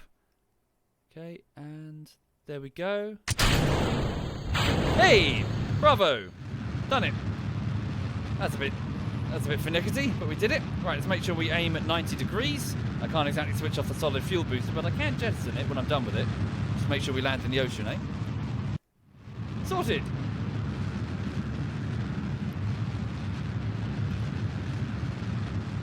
Okay. There we go. Lovely jubbly. Sweet. So we're well within the atmosphere, so obviously we're suffering from lots of drag. So we might as well jettison now, I guess. Okay. And then we'll just go through re-entry. Can I get any decent scientific data from upper atmosphere? Yes, we've not done this one, so keep the experiment. Okay. And then close the doors. Cool. We've done the temperature of the upper atmosphere. Keep the... Reset it. We don't need it. What about a crew report? No, we've done that as well. Okay. That's also a good point. Yes, Dirty. I could have put no fuel in the booster. I guess that would have counted as a valid test. Whee. Whoop. There we go. Yep, the butterflies are all dead. We open up the door. How do butterflies react to the vacuum of, well, the extremely low pressure of high altitude? Oh, now we know. So all I need to do now, folks, is splash down in the ocean and activate the decoupler, which is mounted on the top here. Thank you, Bayer. Thank you very much, Bayer. Thank you sincerely. And JD. Thank you, JD. And Red San and Chewy. Can I transmit it and then have a few samples in one run? I could, but we'll lose lots of... hopefully with a splashdown we'll be okay. As in the pod will survive and then we'll get the maximum reward. Because if you transmit it, you don't get as much science points as bringing home the samples. Thank you, Stoner. Thank you very much, Stoner. Did I remove the parachute? No, it's right here. It's just red because it means that I'm travelling too fast for its safe operation. Oh look, piece of our previous rocket. Thank you, Dr. Squishy. Thank you, sir. Okay, we can now safely use the parachute. I can jettison the heat shield to reduce the mass. Yeah, not a bad idea, I guess. Maybe save before I fuck it up. Oh, it's stuck to the bottom of us. Okay.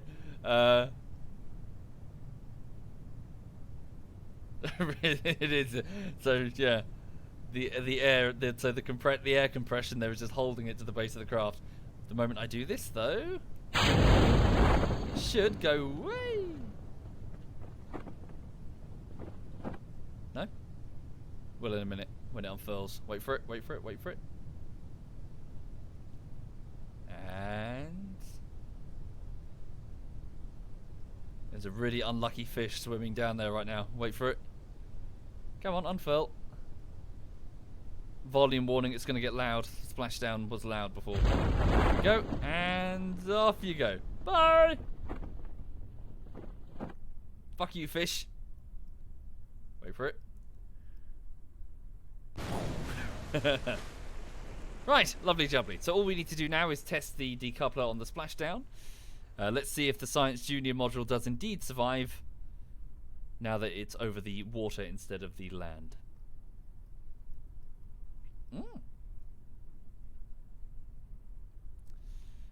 Okay.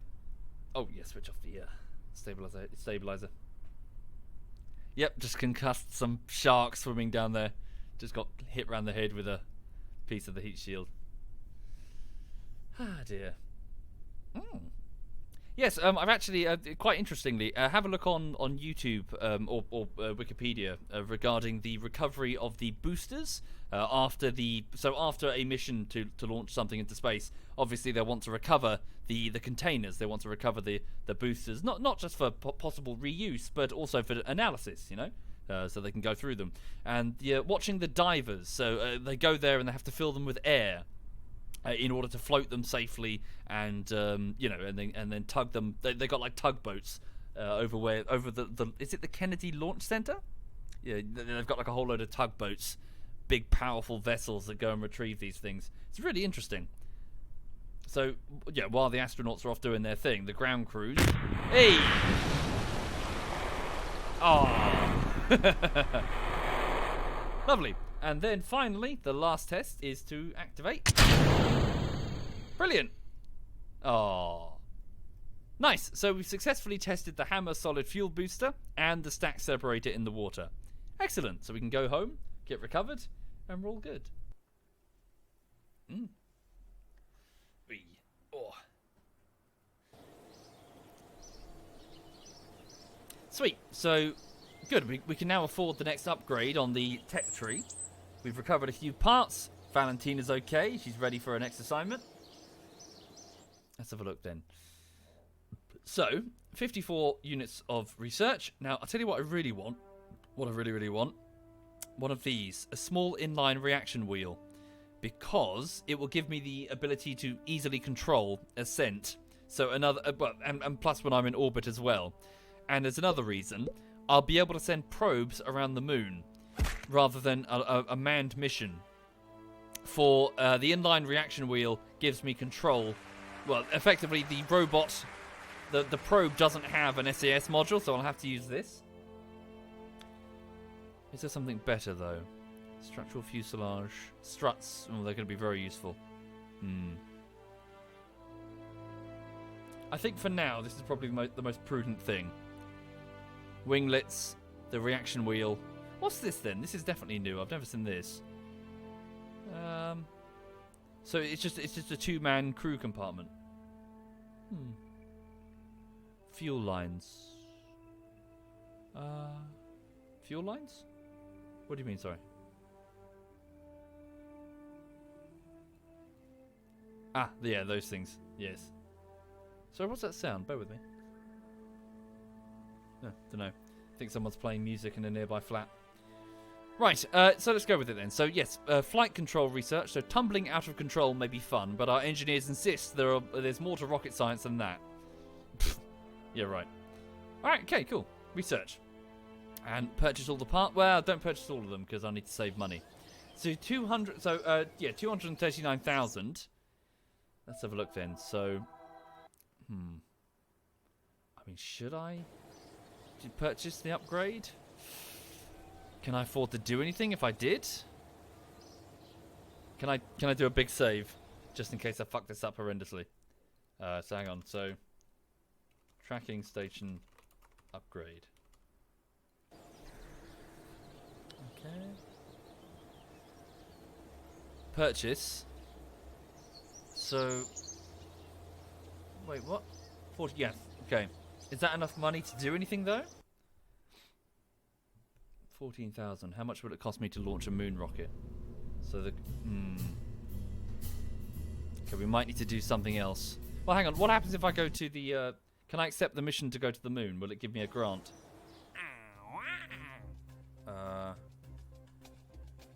I've already got it active, haven't I? I've already accepted the grant. All right.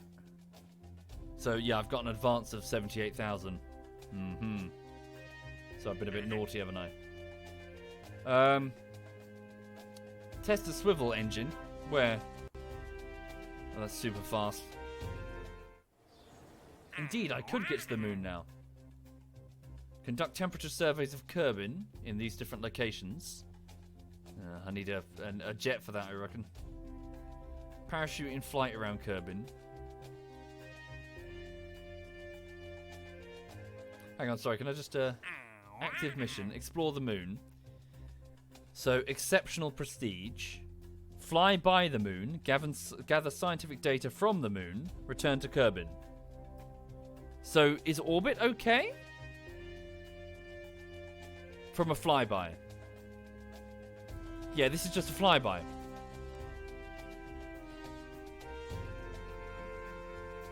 Okay.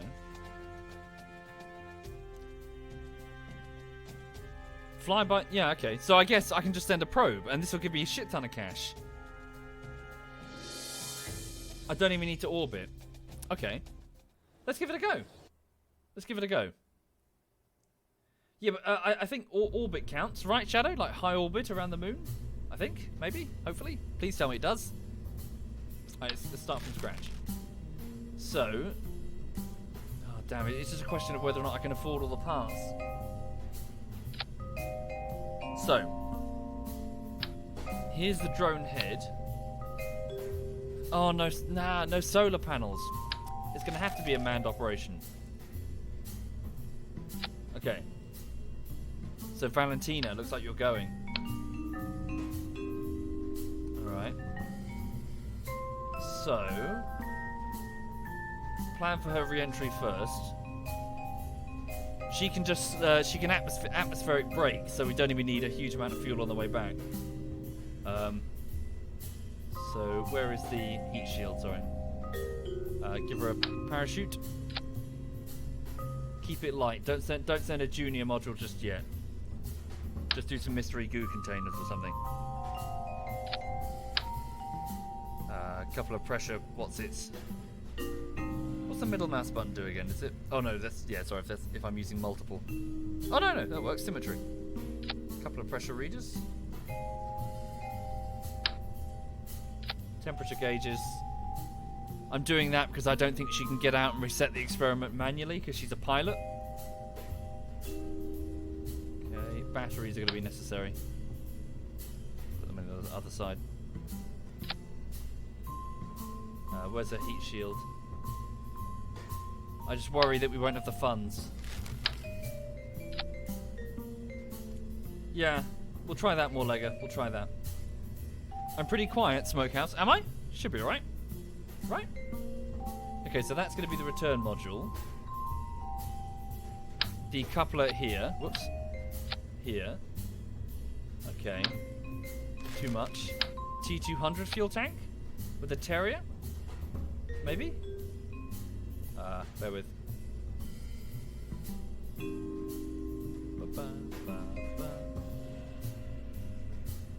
Terrier. So how much Delta V is this? 3. Okay, maybe not. Only 3. Well, is that going to be enough?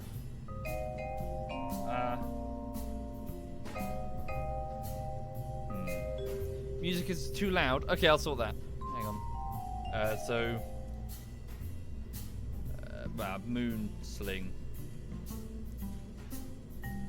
Sorry, I'll just turn down the music then. I think the some of the music is too loud, some of it's too quiet, isn't it? I'll just go down that a little bit. Right.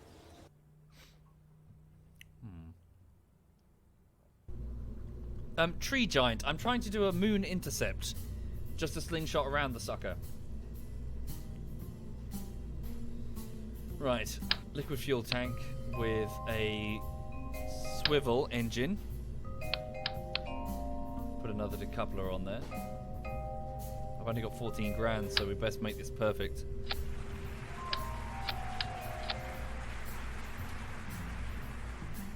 Thank you, Aurox. Thank you very much, Aurox. Thank you. Oh, really? You've been playing Space Engineer till 3 in the morning, Iron? Blimey. I claim no responsibility. Wasn't me. Thank you, Space. Thank you very much, Space. So, definitely going to need some boosters. Will hammers be enough, or do we need thumpers? Youch, they're pricey. Pricey. Thank you, Kartoff. Thank you very much, Kartoff. Also, what's up?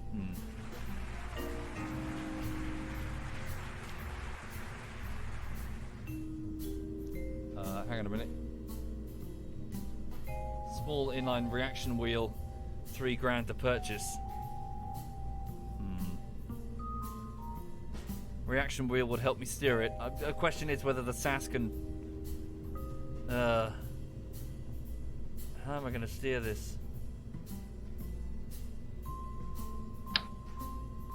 2 aerodynamic nose cones.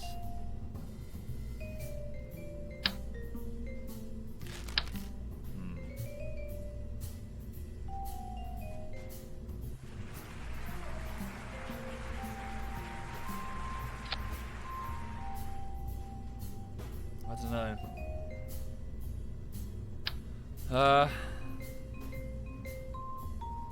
I put 3 of them, but it's so expensive. Well, they do very similar things, Masuko. It's just the inline reaction wheel is very powerful. Plus, you can put the inline reaction wheel close to your center of mass, which makes all the difference. Whereas here, yeah.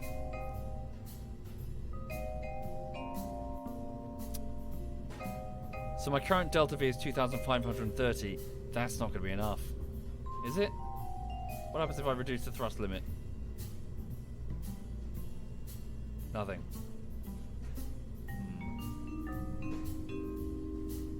You put them on a solid booster in space, they're dead weight. That's true, actually, thinking about that. Maybe. Hang Hang on, put it in. There we go.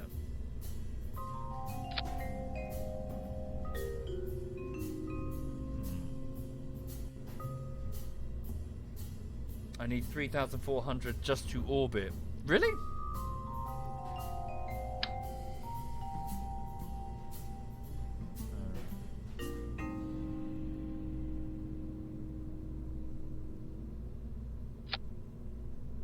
Terriers inline would probably help better. I don't know. What, like a Terrier inline here? But its in-atmosphere performance is awful.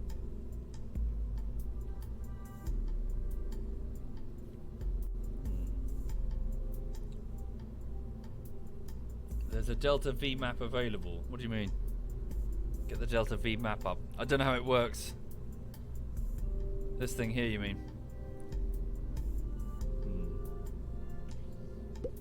Show all. Yeah, this thing here. Is this what you mean? So it shows me the... So what was it? I needed... How much did you say it was? To get to orbit? Was it about 3,000? So I don't even have enough to get to orbit collectively. So this is it here, isn't it? Right? Why am I using solid fuel boost... solid boosters? Well, why not? Plus they're cheaper. Oh, Delta V map is a community creation. Oh, right, I see.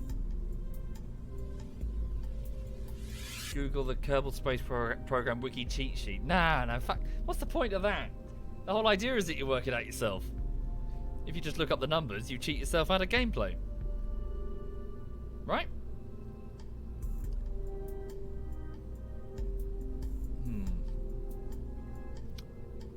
Could just give it a go.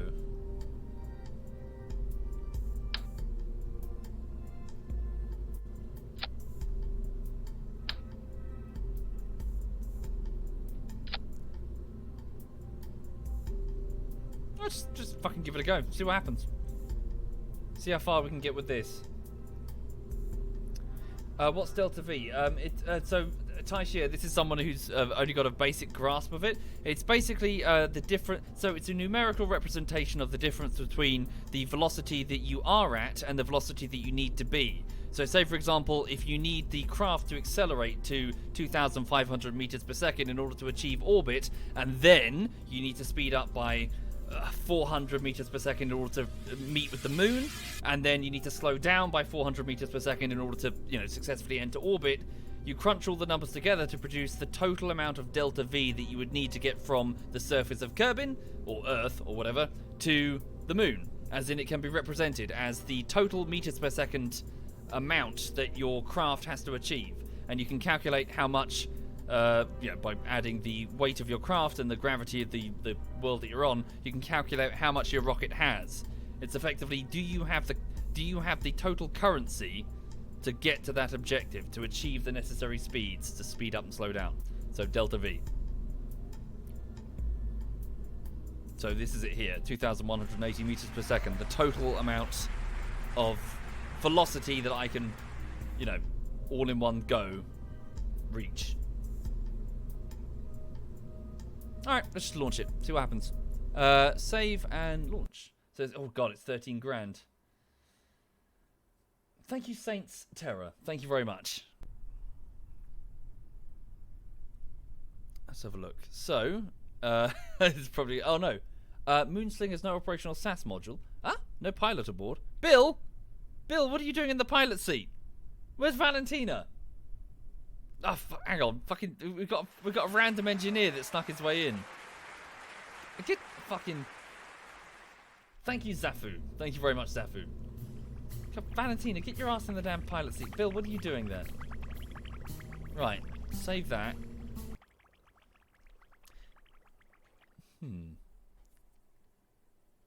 So basically, an engineer who doesn't even know how to fly sat in the pilot seat. There we go. Now Valentina's there. Okay, so let's give this a go. So if we would just activate this, leave it to the boosters, then launch, then that. So yeah, so I don't expect that this will work. So let's just see how far we can get. Have I forgotten anything? No, I think we're okay. Right, just give it a whack and see what happens. Woo. Okay. Now, the trouble is I won't be able to do an effective gravity turn here, will I? Because I've got no real control. Well, we can try a little bit. Oh, it's a bastard. Holy shit. Whoa. No. Okay, let me just cancel it. We'll just ride it out. How high can I get with this? Yeah, so no effective gravity turn means it's going to be like a right angle, straight up and then eastbound. Not very efficient. Yikes, super inefficient. Okay, how high did that take us? Ah, well, we'll clear the atmosphere at least. Right. Oh dear, oh dear. We'll wait until we're high out. Yeah, we'll wait till we're clear of the atmosphere, and then we'll see how far we can burn. So 70 kilometers is the ceiling of the atmosphere. So once we're above it, we'll start burning sideways for maximum efficiency. We've got a swivel engine here on a gimbal. Sadly, it's not the Terrier, which is mounted beneath it. Thank you, Anthro. Thank you very much, sir. Thank you. So our mission is a moon flyby, but I don't know if this craft is capable of it. We'll see. We'll give it a go. Quick save again. But yes, so in order to reach orbital speeds, it's about 2,500 roughly. I think. Okay, and no, we can we can go quite close to our apoapsis, so the highest point of orbit, because we've got a Terrier we've got a swivel as opposed to a Terrier, so a bit more oomph.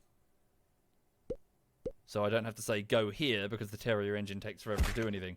With the nuclear engines, I've forgotten the name. You've got to start really early because fuck, those things are slow. Efficient, but slow. Thank you, Tashir and Anthro. Thank you very much, both of you. Thank you. Okay, Valentine is back in space. Burn now? No. Yeah, now's good. Let's go. Right, so we're moving at 360 meters per second, so we need to reach roughly 2,500-ish to achieve orbit.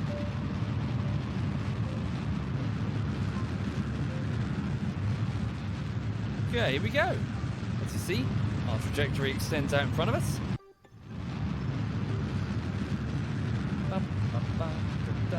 Damn it, we're going to have to switch to the Terrier.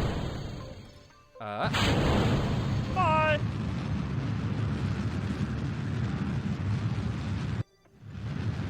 Much more efficient, but not as much thrust.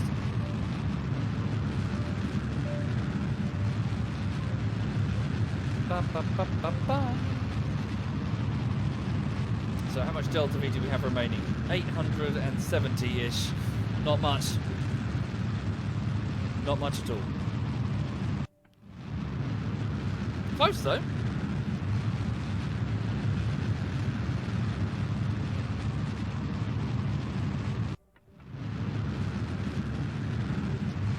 You know what? I'm going to be a cheeky bugger. I'm so sorry. I'm going to be a cheeky bugger because I think... So we had to use the Terrier faster than I thought. But if I burn sooner, we might make this one. Actually, sorry, I know it's safe's coming, but... We might make... I can only afford this one rocket, so cut me some slack. So let's burn...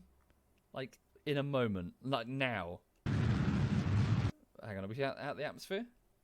No, sorry, just wait until the moment we're out the atmosphere. So no drag. Fuck it, just go now. We might make this one, actually.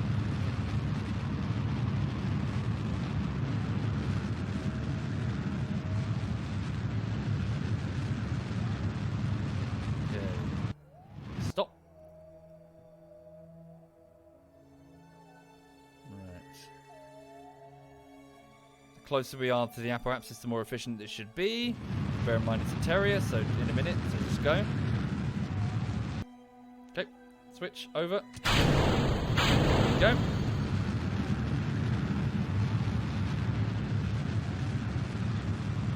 Maybe it didn't really make a huge difference.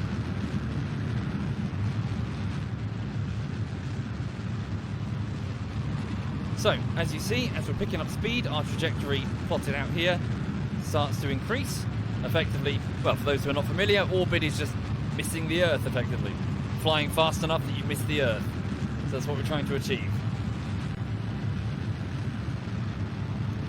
So we're just moving in an eastbound direction.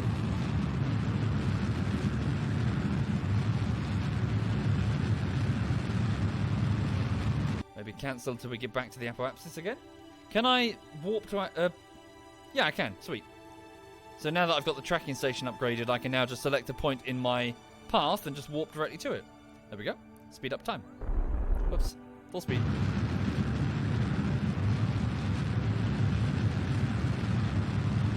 Okay. Sweet. There we go. That is a stable orbit. So we are completely out of the atmosphere and we can pretty much stay well, at this orbit forever. Now we're down to 182 meters per second. 182 delta V. Fuck. We can't do anything with that. Can we? Right? We're going to need way more delta V to get to do a moon slingshot. So this mission is scrubbed. Not bad though. I mean, close. So let's go back. And what if we changed... Yeah, so we ease up on the boosters. Because that was like a crazy straight up and then, you know, stupid angle. Alright, let's try that again. So, oh, can't revert flight? No? Why not? Previously you could, couldn't you? Why can't I revert my flight? Is it like a thing where you can only do it after a certain thing? Oh, that's frustrating. That means we can't afford to do anything now because I've spent everything on this rocket. Well, I did do a major save, so, you know, if I fuck up everything, I haven't ruined the playthrough. I loaded a save. Ah, does that void the ability to revert? I was unaware. Thank you, Kaiser and Hawk. Thank you very much. Really?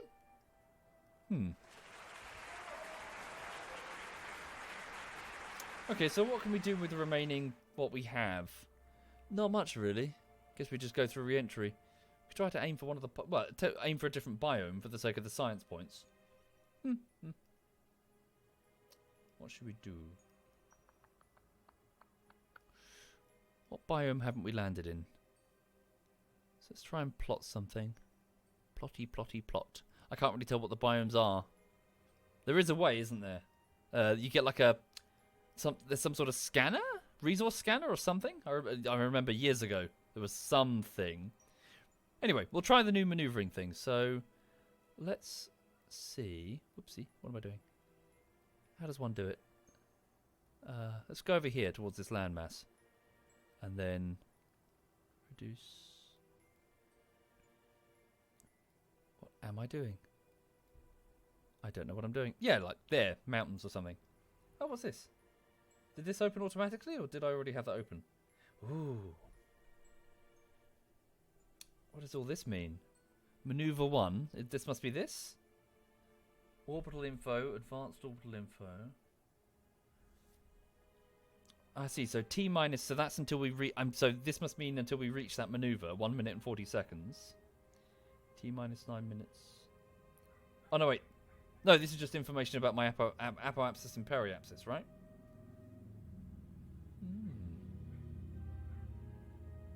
Interesting, I'll have to sit down and try and understand all this. Oof. Okay. Yeah, well, you know, we'll try, Revenus. No big deal if we don't succeed. We'll just aim towards that landmass to see if it has a slightly different biome. Like, get here or whatever. And then we'll go through re-entry and... Bob's your uncle. Although, will we succeed... Well, just do a quick save in case I fuck it up. Will we reduce the... Well, will we re-enter the atmosphere? That's important. Otherwise, she's stuck. Then I've got no pilot. Then I am screwed. Okay. Yes, it is, Colonel Rookie. This is career mode. Thank you, Holy. Thank you very much, Holy. Aha, this is different. So we reach the maneuver node in 16 seconds. Burn time is 6 seconds. How much burn does it tell me? How much burn I've got remaining? Ah, so this is the total difference that I have to try and achieve in order to meet this. Yeah, so we don't have the fuel. Okay. So as you can see, this is we'll never get there. But did I? Ah, does the red mean that which you cannot achieve, I wonder? Ah. But, nevertheless, we succeeded. Cool. We're going through re-entry. Okay, so, jettison. And off we go. She'll re-enter the atmosphere. And then hopefully that biome will have slightly different scientific measurements as opposed to the grassland that I did before. Indeed, Bavarian. That, sorry, forgive me, that's, I know I'm frustrating some people who are watching. That's the attraction of a lot of games, including this one for me. The trial, the error, the learning how to do it. Like, people are mentioning looking up a cheat sheet to do it. Really? That's your idea of a good time? Just someone telling you how to do it? Surely it's figure it out, you know? Be like, ooh, I figured this out. Not, oh, I've just entered some numbers that someone gave me. You know. Whoop-de-doo, someone else worked it out and you were there. So this rocket didn't succeed, but the next one, she's freaking out. Nah, she's having a good time. What's she doing? Yeah, some people actually play it all first person. That must be awesome. Challenging as all hell. So this is what they had to do, you know, the actual pilots. Bunch of dials and shit. Yeah, everyone's fun is different, Abraham Skyheart. I don't get it. This deorbit's going to take ages. Not if I do this. Ugh, hang on. The blue line is what I want. There we go. Hang on, make sure we're facing... There we go. So is this grassland or something... Well, we'll find out when we land, I guess.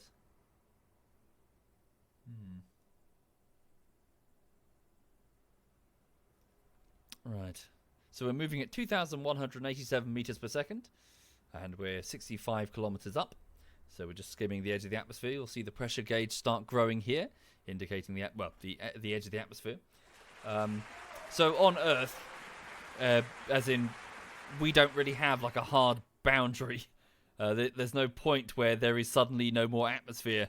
Our atmosphere just keeps getting thinner and thinner. But even things like the International Space Station have to occasionally give their orbit a bit of an oomph just to, counter the very, very slight atmospheric drag that they've got. There's a pretty fun video on YouTube which I enjoy, which is an astronaut who's demonstrating when they have to perform one of these corrective burns. It doesn't take long, it's only a few seconds. He sort of sits in one of the modules of the International Space Station, and he has I think it's a camera lens or something. He's got like a bag, he's got like a tube in front of him. I can't remember what it is, but he demonstrates just by floating that they activate the burn, and you can see this this telescopic like lens or something just start flying across the cabin, with the sudden boost in their velocity. It's quite cool. I recommend looking it up. So they're working up in space, and there's we have to speed up because we're falling back to Earth and we'll explode if we don't. Okay.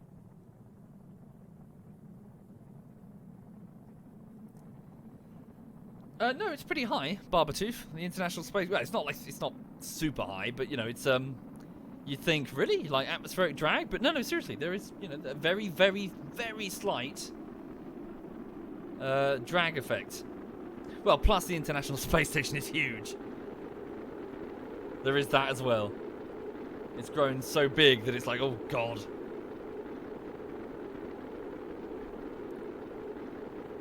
Okay. So we're at 34 kilometers high, moving at 2,000 meters per second. It's got a pretty big learning curve, Totem, but the missions are structured in such a way that you are introduced to each new piece of tech as you go. So it's not like, oh my god, this is overwhelming. Sorry, bear with me. Where's the... Hang on. Freezing my arse off. Just turned off the aircon. Okay.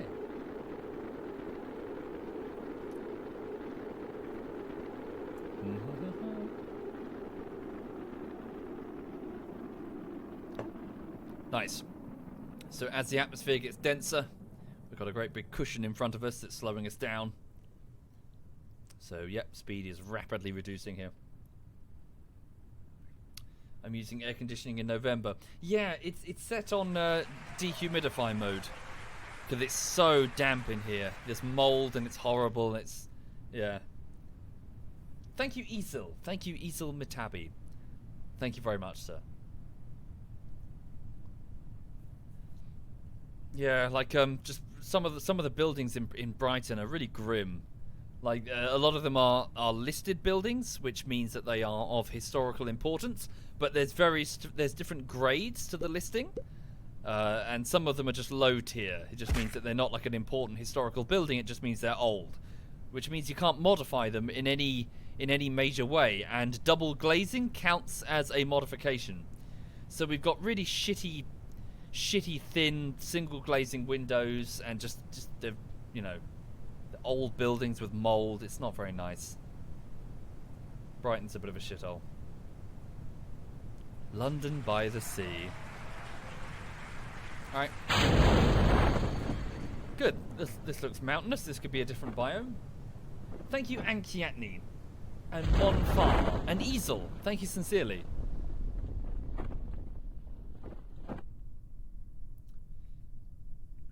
Yeah, well, fucking, tell that to damn old people that give a shit about, this building was around in whatever,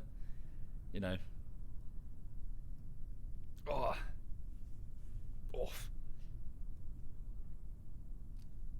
Just break the windows and fix them to be double layered ones. Alas, they're not my windows to break. Somebody owns the building.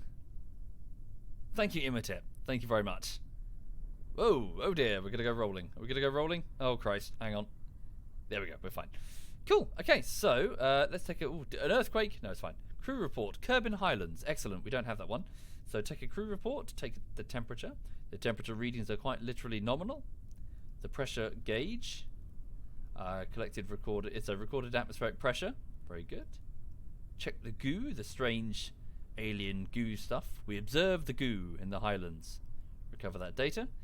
Anything else? We can't do much on an EVA, frankly, because we don't have any soil sample unlocks or whatever. I think that's it, really. Right. Shit. So I just wasted a whole load of money. That's pretty much all we can do now. Let's go recover the vessel. No, we can't do EVA reports, I think.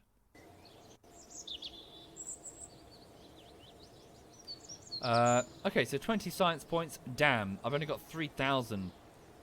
Are we screwed? Are we scuppered? Well, I can get a grant on something. We should be okay. We get an advance of a certain amount of money to complete one of these objectives. What's this? Test this parachute in flight at 4 kilometers at that speed. We get a grant. Do this one. We've got 9,000. Yeah, so I'm gonna be, unfortunately, a bit of a slave to these missions for a while, until I can afford a sufficient, the next mission to the moon. And also maybe try and get some. Well, maybe I should try and get some science points around the, just around the area. Hang on. So if I go over to the hangar bay, so this is the other building where you can build space planes, but I don't think I have any. I'll tell you what we could do. We could just roll one of these around like total arseholes. Hang on. Put down a fuel tank. Hang on. How do we attach it again? Empty it out. Right. Well,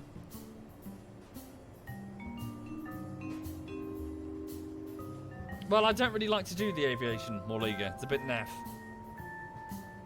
Frankly.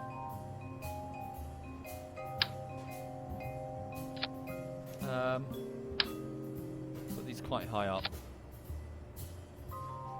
The science module. Wait a second. Yeah, get a little bit of science. We'll be able to recover the whole damn thing. Put a reaction wheel on there? No, can't afford it. It's not empty. Whoops. There you go. Right, so we'll take temperature, pressure readings, crew reports. What else can we do? Mystery goo. So we're quite literally going to wheel it out and then monitor the runway or whatever. Stupid. So stupid. Right. Use a completer as a form of skis. A completer? Not sure what you mean, Iron Freak. So yeah, look, because we got the SAS, just so stupid. But we can roll it around the place. Right. So welcome to the runway. Let's take a crew report on the runway. Reporting in at the runway. Good thing there's not a lot of air traffic because I don't think we got clearance from the tower to be here. Keep this science experiment. Pressure reading of the runway. There we go. Keep experiment. So yeah, it's the trace amounts of science. Observe the mystery goo. Yep, very much the same as it always does around here. Keep the experiment. Monitor the temperature. Yep. Is that it? Is that all we can do? We've got a crew report. Oh yeah, the science. Observe the materials. Yeah, there we go. So the materials show little sign of change, although one of the samples appears to be judging you silently. Right.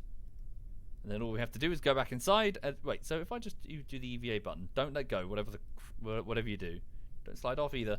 Oh, we can do an EVA report. Ah. Yeah, I'm just being dumb then.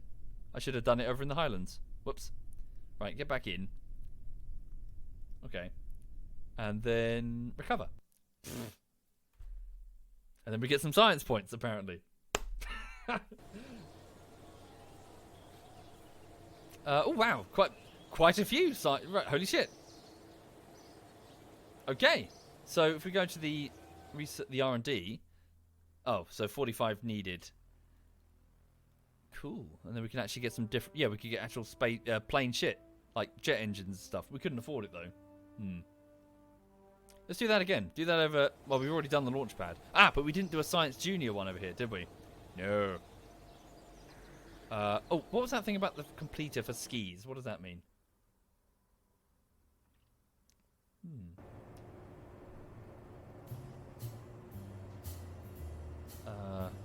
We stick an engine on the side. Well, no, it's got no wheels. It's just going to explode.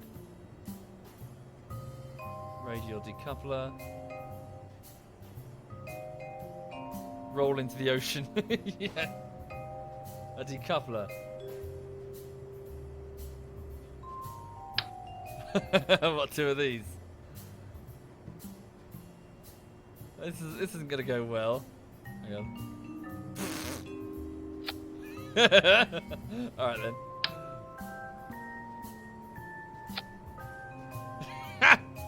Right. And then get a dinky little engine. We gotta go so slowly, holy shit. And then give it fuel. Alright, let's save this. The mistake. MK1.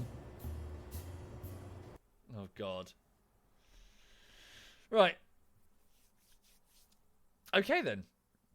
If you're just joining the stream, I have no fucking idea what's going on. Right, so... Right, so we need to head over to the other science buildings. Oh? Oh no, staging's fucked. Hang on. Wait, what?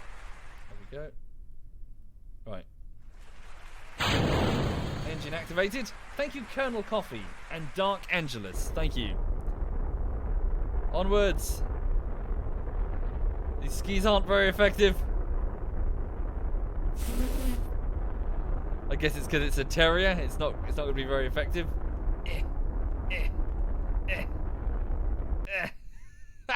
Okay, let's try that again.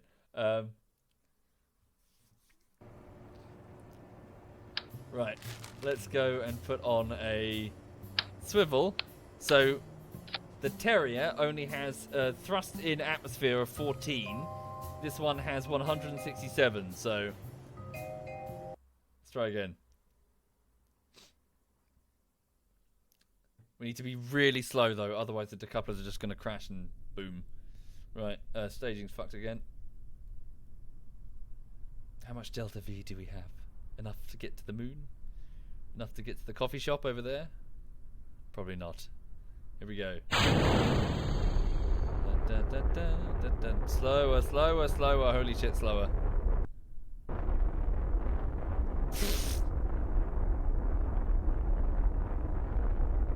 So the idea, I think, is that you're supposed to be doing this with rover. Oh no, okay. Okay, unexpected problem.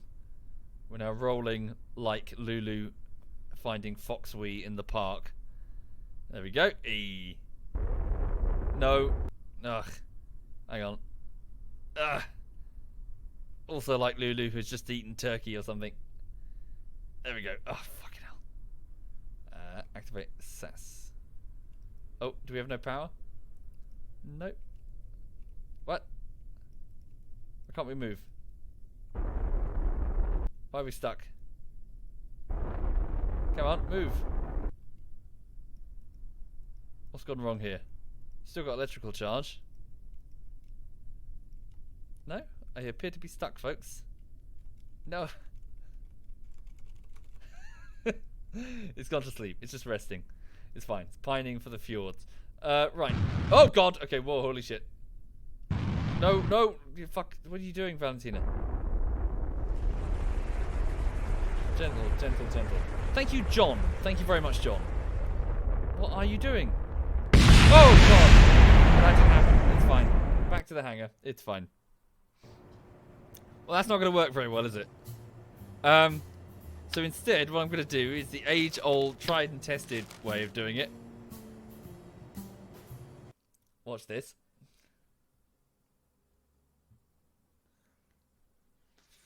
Take off the skis.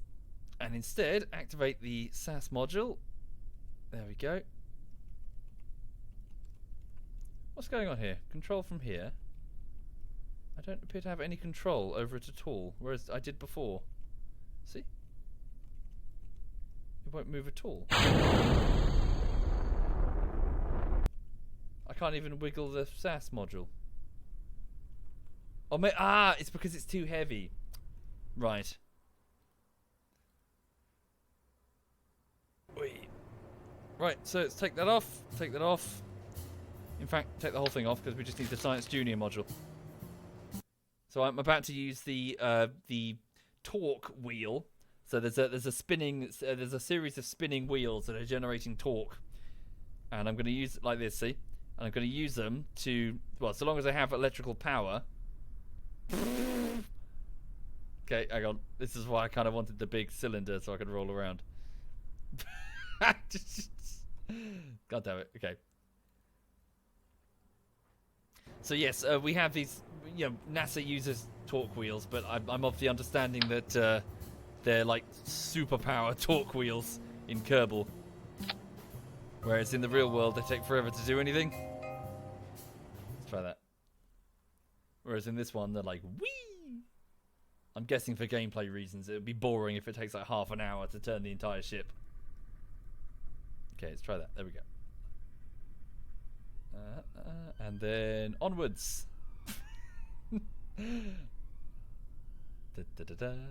To boldly go where no one has gone before. Mainly the chip shop over there. Oh God! Oh, it's gone wrong. Oh, everything's exploding. Oh dear. Okay. Well, shit. We need wheels. I need to get the unlock for all the wheels and shit. Revert flight. Back to space plane hangar. Let's just go to the. Hang on. Does someone wheel us over to the damn VAB or whatever it is? Yeah, the idea is he's supposed to do this with rovers. Launch new mission. The mistake. Where's the mistake? Can I not? Oh, wow.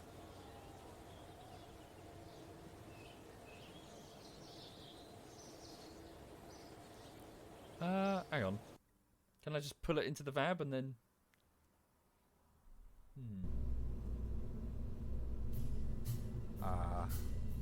Hang on, bear with. Ah, there it is. Hang on. Cool. So I've got it in the main rocket building now. So I can just go launch and then just recover the data from this building.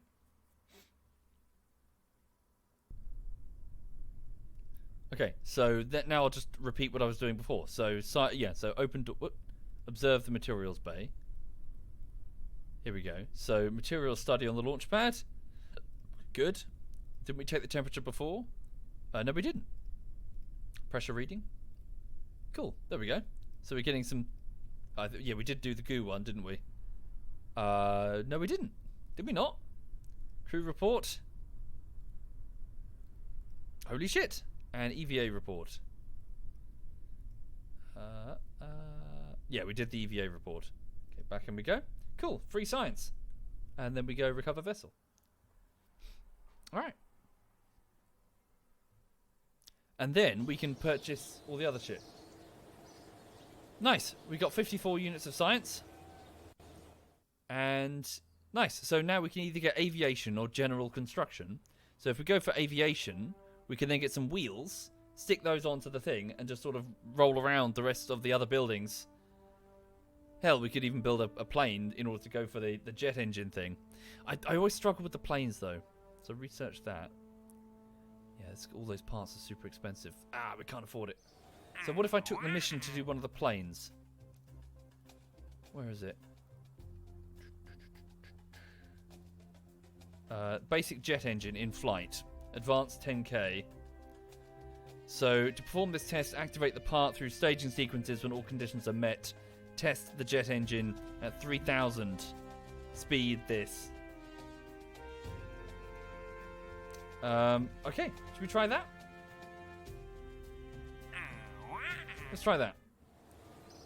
So how are we gonna? So this is we're reaching the limits of my space plane stuff. I don't really do any space plane stuff, so. So just do a regular command module.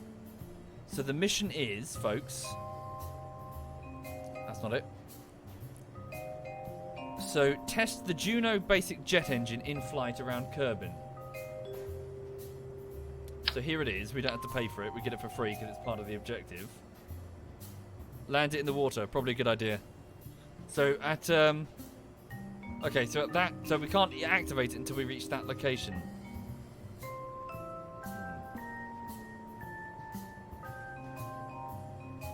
How are we going to get that high, though?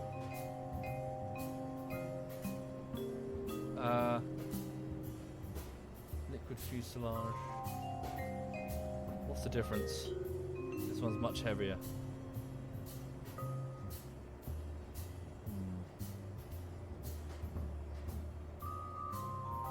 Yes, center of mass and center of thrust caller. Let's purchase this one.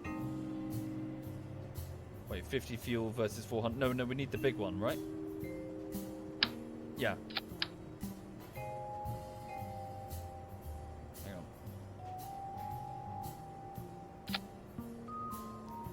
Might be easier just to use a swivel. Oh, yeah, maybe you're right. Yeah, okay, no, I think you... No, I think I know what you're saying. Yeah. I'm with you. I think I know what you mean. Just launch it up with a rocket and then just activate it and then we're done. Then we get the cash. Yeah. No, I see what you're saying. Okay, so... Juno basic jet engine in flight. So we just need to get up to, 3 kilometers up and then that speed, then activate it. So... Get just a basic... no. Send a pilot. Make sure she's got a parachute. Okay. Parachute there. And then, where's the engine?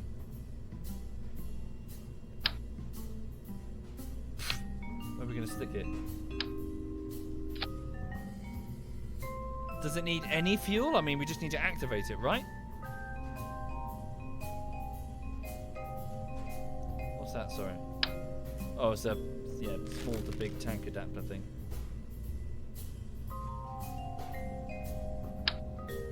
Oh, it's gonna look awkward. Oh, damn. Stick it on the side. How does one stick it on the side? Decoupler.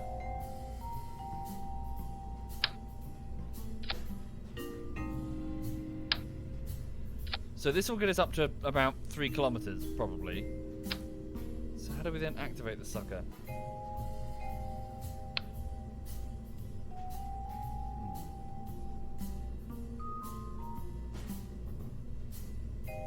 Put the Juno on top and add flat parachutes. Oh, would that work? Will that count? How do I spin it? Shift control. Do I need to rotate it physically and then... Am I doing this wrong?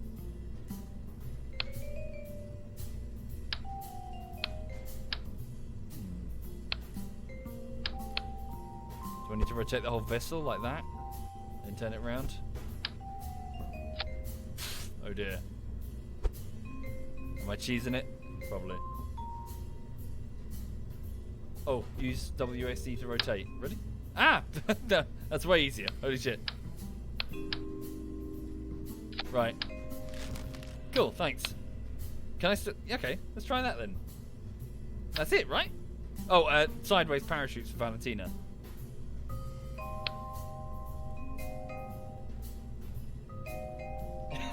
Shut up, Martin. It's fine. Fuck you. There we go. 2 of these. Job done. Right? A bit crooked. Job done. Yeah? Yeah.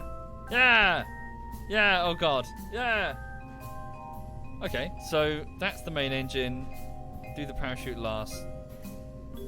Oh, no. Okay. And then the engine will be its own thing.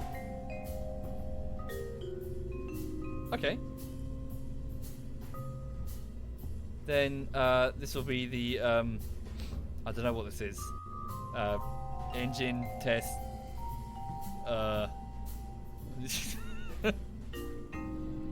Right, so we just need to get up to 3 kilometers, activate it whilst moving at 130 meters per second. Alright. Let's go.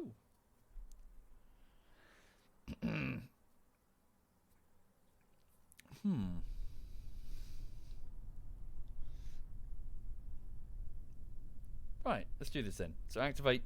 Oh, fucking Bill! The damn engineer has snuck his way in again. He can't even fly the damn thing. Get out of there. Valentina, get the fuck in. Why'd you keep letting him in your pilot seat anyway? Thank you, Quebec. Thank you, sir. Thank you very much. What's the time? So it's about 25 minutes to 5. Probably need to wrap this up soon so I can go and get some dinner for both me and Lulu. That sort of thing. Going to be doing some VR later anyway. Oh, I've got loads of chores that I need to do. This flat is filthy. I need to go clean it. Okay, so activate stabilization and where's the objective? So 3 kilometers up, moving at 130 meters per second. Quick save.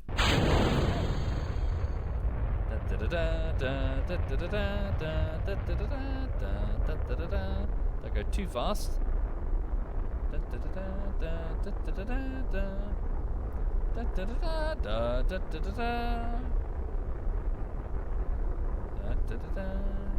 Yeah, I'll do this easy.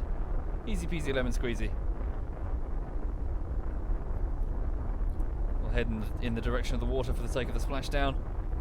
Get ready to activate the next engine. 3 kilometers. There we go. Test complete. Whoa, dear. What the fuck? Cool.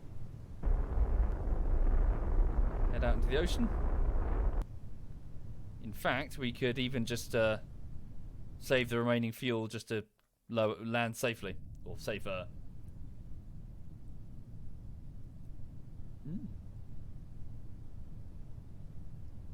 In fact, we could take out the decoupling and try to land all as one. Yeah, save money. Okay. Right? Yeah, yeah. Nope, not that. Take that out. What are you doing? There we go. Cool. Okay, so we're just going to try and reduce our speed.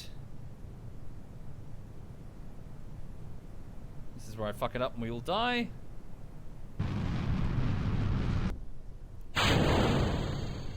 No, we're fine. Absolutely fine. See? And we keep most of the pod, so we get a saving. Sweet! Mission success. We tested the jet engine in flight over Kerbal. I need air intake on the jet engine. Not right now, Light Hawk. Well, yes, I know what you're saying. You're right, you do, but this is more just a test. And we succeeded. Huzzah. Right. So this is just for the sake of cash flow. We don't really have any cash, not to do a proper moon mission. But at least we can now target. We can now target the moon. We have the upgraded tracking facilities. Okay. Could have done the top one at the same time. No, because I don't have that type of parachute installed. The jet engine is in the way. Do we have any need to do splashdown? Oh, we didn't do an EVA report on splashdown, did we? Or did we? EVA report. No, we didn't. Keep experiment. Nice. And recover vessel. Okay. Sweet. Yes, the test concluded that air intake is necessary for jet engines to work.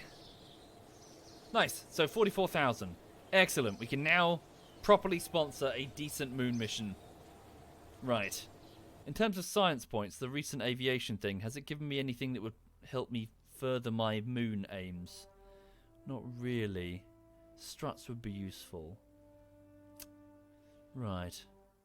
So let's just go back to the vehicle assembly lab and have a look at the... So the vessel that failed to get to the moon. Let's have a look at it. So it was Quebec... No, Moonsling. This was it. So my idea was to... Yeah, so effectively this shot up at 1,000,000 miles an hour. And then we had to sort of do a... We couldn't do an effective gravity turn, could we?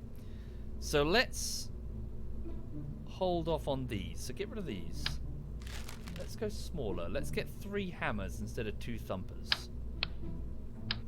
Okay. Like so. Right?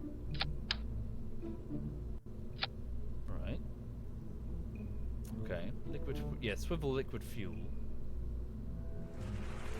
Well, maybe I should just not do that and have a Terrier. Thank you, Keen Mans. Thank you very much, Keen Mans.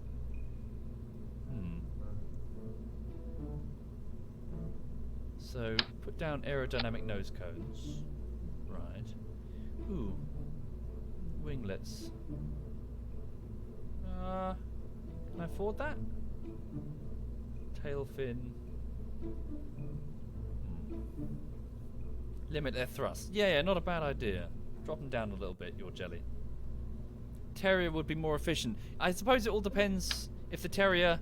I don't think the Terrier would have sufficient gimbal thrust to counteract... Because I need to be turning in to sort of 45 degrees. So once we reach about 10 kilometers, we need to start roughly turning towards 45 degrees so that we can do an effective gravity turn.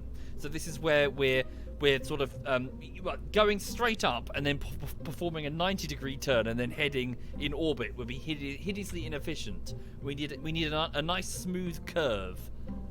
So would a Terrier engine be able to counteract these suckers?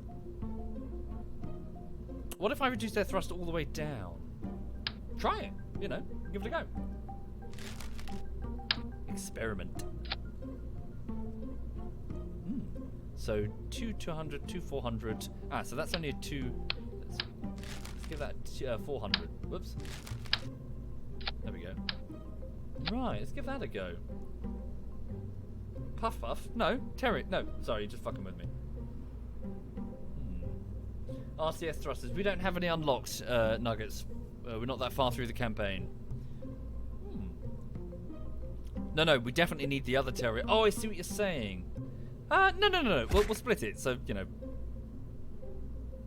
we'll split it. Should be fine. We'll try it. We'll test it. Get these winglets. And then we'll... What is it? Middle mouse? No, wait. Yeah.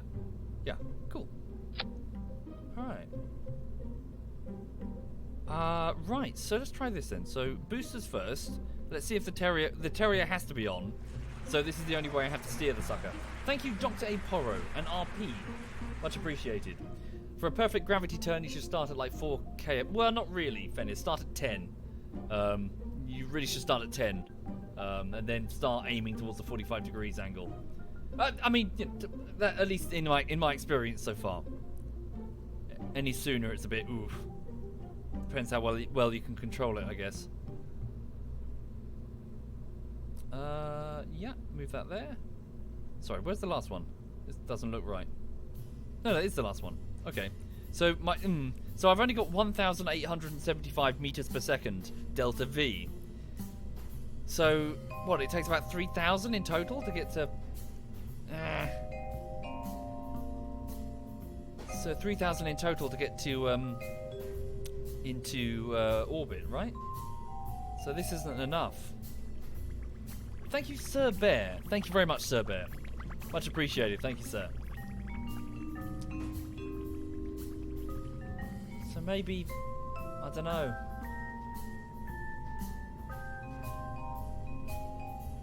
Around 4,200 for a full flyby. Thank you, Rivera. Thank you. So how do I remedy this situation? Is it just the Terrier? If I put a Swiveler or a Reliant? Oh, it jumps up massively. So maybe the Terrier is just not capable. No, I'll be steering with the gimbal on the engine, not the fins. Crispy bacon. Oh wait, so do I need to be fiddling with these? Kerbin, altitude, vacuum. Ah, right. That's a revelation. So all of these calculations are within atmosphere. So once we hit vacuum, the equation changes quite dramatically. Oh wow, that's cool. Okay.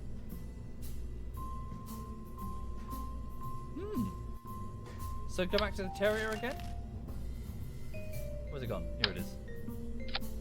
Ah, okay, so the Terrier is a way better choice. Well, if we can get it, if it can control these. 4,000 in total.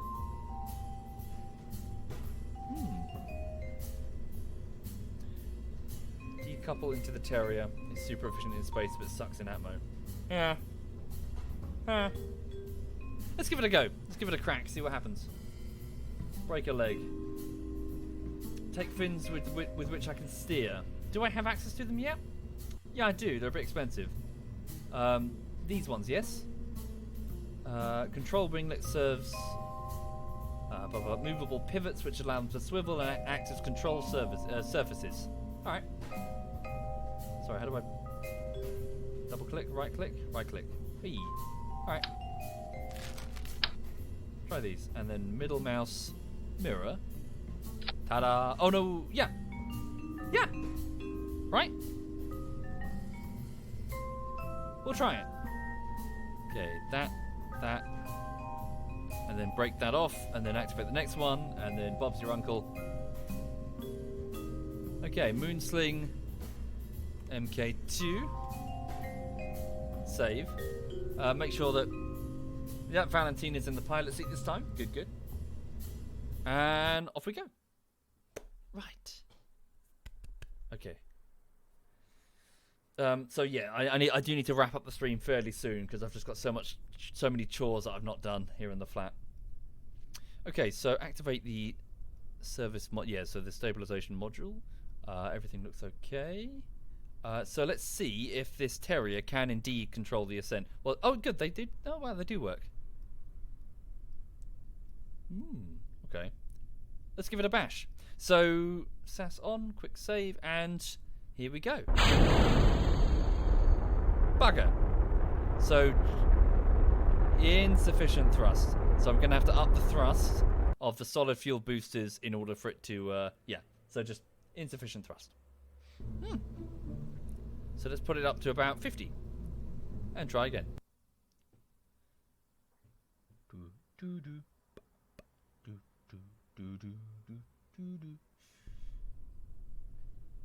What happened to Jebediah? He's currently stuck in orbit. We'll go get him when we can effectively intercept with him and have him step out. So I don't think we have the tech to... He can't actually get out and perform an EVA in orbit. We need to upgrade our astronaut center. Right. So, let's try... now. That's better. So I've actually got the Terrier. It's not, well, it's on, but it's not burning anything for now because I couldn't. Well, I don't want to start the gravity turn yet anyway. Just need to keep these suckers under control.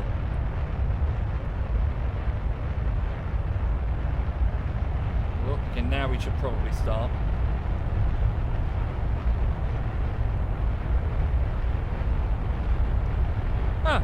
Maybe that commenter was right. Maybe 4K is a good idea as opposed to 10. Oh yeah, the Terrier. The Terrier can't do it.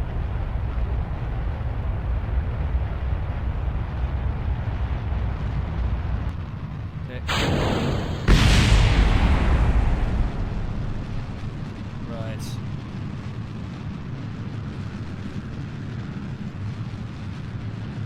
So weak engine.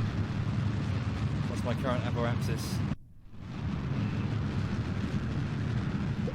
Start turning in this direction. No, it's too weak in atmosphere. Okay, I should have gone with the Reliant then. The Terrier's not tough enough to do it. Look, we're actually not gaining anything.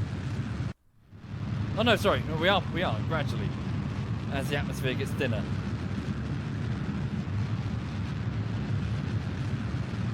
Turn off sats for now. I think I need it.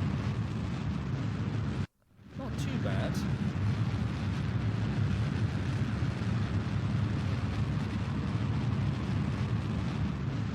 Not too bad at all. Okay.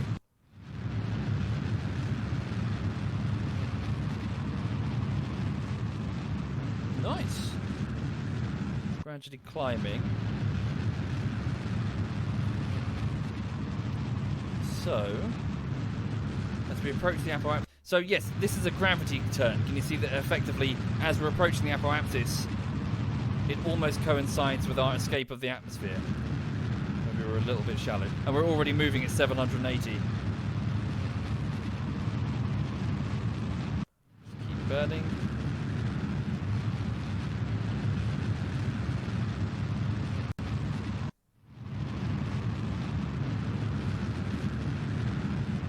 Then we have to switch to the next one. There we go, last stage.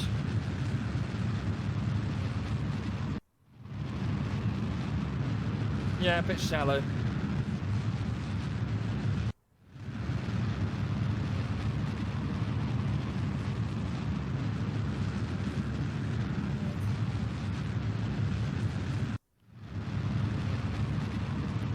Yeah, I'm getting up my left ear as well. That's weird, isn't it?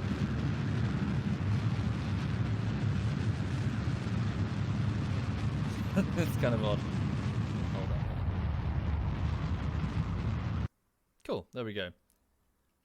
Right, so we're already moving at 1,550 meters per second. So it's about 2,200-ish, I think, to achieve orbit. So we've got 1,639 delta V remaining, so total velocity that's possible to change. Okay. Full burn.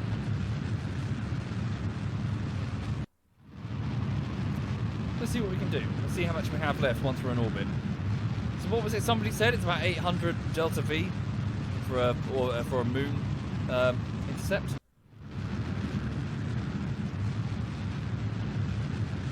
Okay, hold up. Just get a bit closer to the apoapsis to make it as efficient as we can. Right. So warp to about here. Whee! Okay. Trying to make it on 90 degrees on the nav ball. Zoom out so we can see where we're going.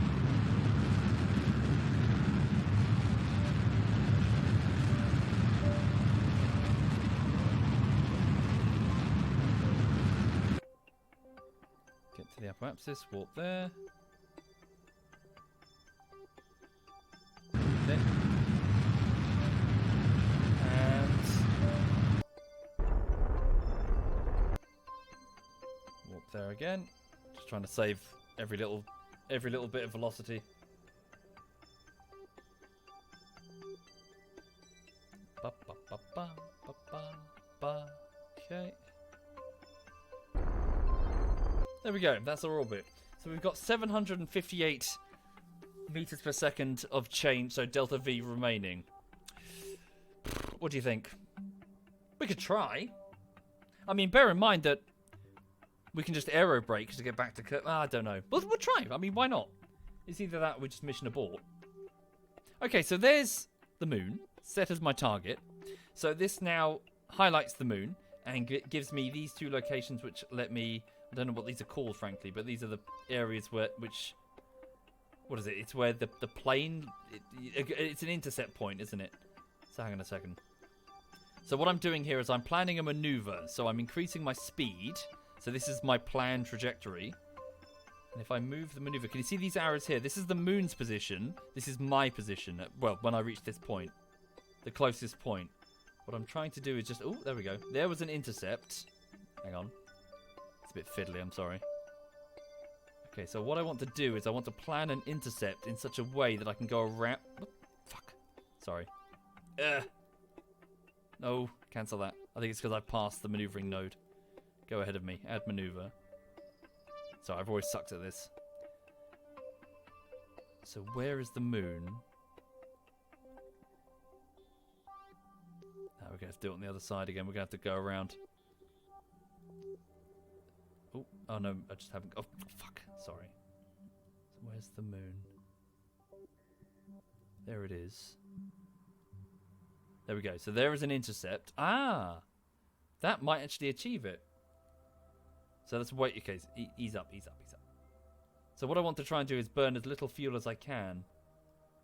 And slingshot around the back of it.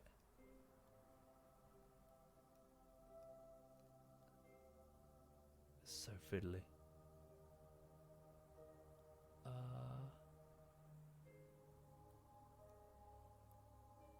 That'll do it, right? So, I think... Sorry, correct me if I'm wrong. If I do this burn, so if I accelerate, this will be my planned trajectory, at which point I will intercept the moon and enter its gravity well, fly by it, and then be flung out of it at a reduced speed. So by flying behind the moon... Sorry, no, I'm getting mixed up, aren't I? I was going to say that if I fly behind the moon, then I pick up speed, I pick up some delta V in a slingshot, but if I go in front of it, then I slow down. I don't think that's true, sorry, it's the other way. As in, if I go in the opposite direction of the moon, I slow down. But it shouldn't matter. If I do this maneuver, it should just... I'll leave its small gravity well here, and then just re-enter Kerbin's. That'll be my change of... Yeah, I'll now be at this angle. I need to do it at the descending node. Hang on. Shit, I'm approaching the maneuver point. 30 seconds. Yeah, okay, not enough. So let's cancel that then. So I've never been very good at this. Let's try again. From this node here. I can't remember the reason for doing it at the markers. So that's the moon. So when we do this, it'll be here.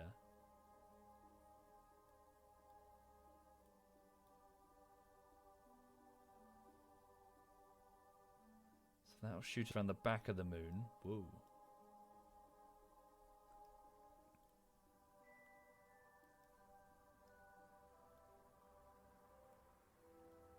So you see the purple shadow there, for those who are not familiar, the purple marker. That indicates where the moon will be. And that indicates the point, this here indicates the point at which the moon's gravity will be stronger than Kerbin's. And you will sort of be captured, effectively.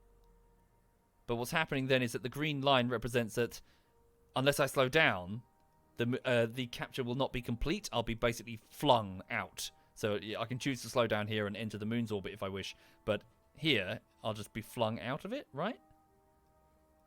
I'm trying to get it so I do a flyby. Make the delta V of the node -758 to see if you can find an intercept. I'm sorry, Cosm, I do not know what that means. Sorry. Just trying to eyeball it for now. Go around behind it.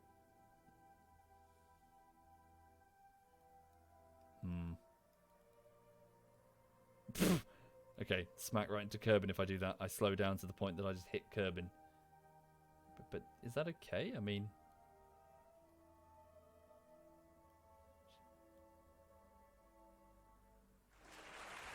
Let's just wing it. Thank you, Ekos. Thank you very much, Ekos. Right, so in 28 minutes, this maneuver, I can do most of it, not all of it. But hopefully... Yeah, let's just fucking wing it. Let's give it a go. So, when we hit that node, we'll try to do most of this burn. Hopefully, the ship will then... So we're picking up speed, sorry. We're going to accelerate, get captured by the moon's gravity, do a bunch of scientific experiments, and then the moon will continue on its merry way and leave me here. At which point, my craft should just fly straight back to Kerbin, and then I just go through re-entry and land. But since I can't do the full burn, it'll probably be more like here? Probably? Maybe? Hopefully I'll still get the intercept. Yeah, we'll give it a go. If it doesn't work, I'll just load it. Right. Which one's the node again? Is it the pink one? I think it's the pink one. Right. So let me just... hang on. Go to the next node. Maneuver to next node? How does one do that? Warp to the next maneuver. Thank you, King Shizor. Thank you very much. Indeed, Badler, I am trying to read the chat, but there's a lot of chat. Okay, make sure I've got sufficient power. The blue one? Ah, thank you. You sure it's not the pink one?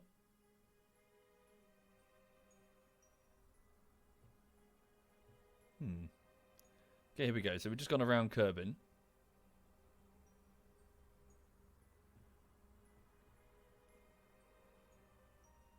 Okay.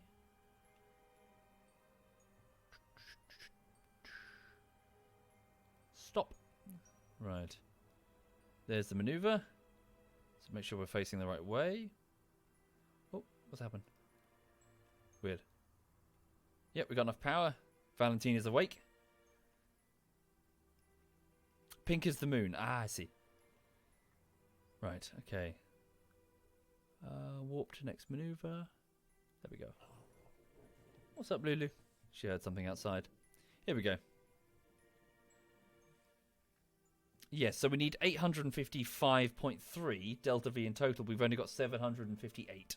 So, might have to load it if I fuck this up. As in, if my trajectory coming back to Kerbin is not enough.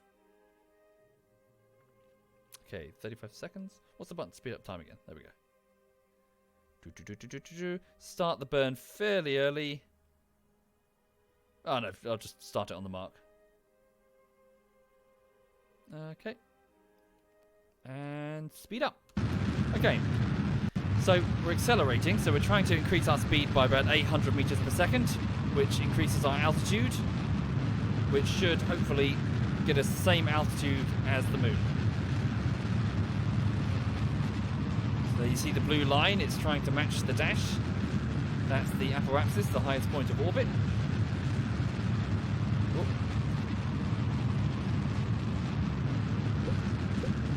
Thank you, No Hotel. Thank you very much, sir. Damn, yeah, couldn't even get close. That's a shame. I was hoping that I'd get the intercept, but then I just, fall short. Okay. Maybe we just don't, not enough fuel for that maneuver. Just gonna have to keep fiddling with it until I can make it. Right. So try... Maybe we just need to wait a day until the moon is back here. Descending node, ascending node. I can't remember the reason for trying to plan maneuvers here. There is a reason. At least with Minmus, because it's on a completely different plane. You have to do it there, otherwise you're not going to hit Minmus. So what's the... I want the least amount of fuel burnt to just skim the moon. Nah, so we just don't have 800. We just can't afford it. We can't even get close.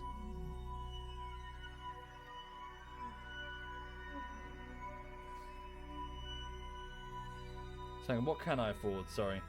758. So let's just drop the maneuver all the way down to 758.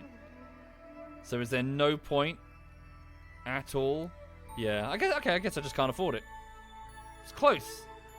Close. That's quite cool. I just realised that. You can look at your total delta V here and then add it to the maneuvering node, and then this is what I can afford. I simply cannot afford going that high up.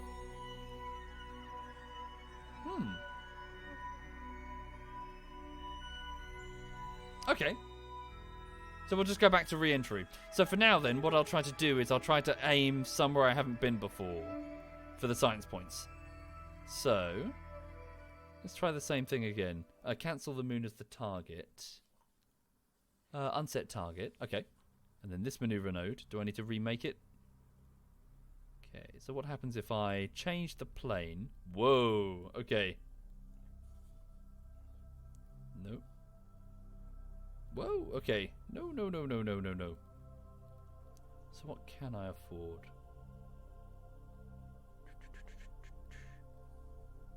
Okay. That's kind of cool. I like that. Damn, that's the maximum I can afford. Well, almost.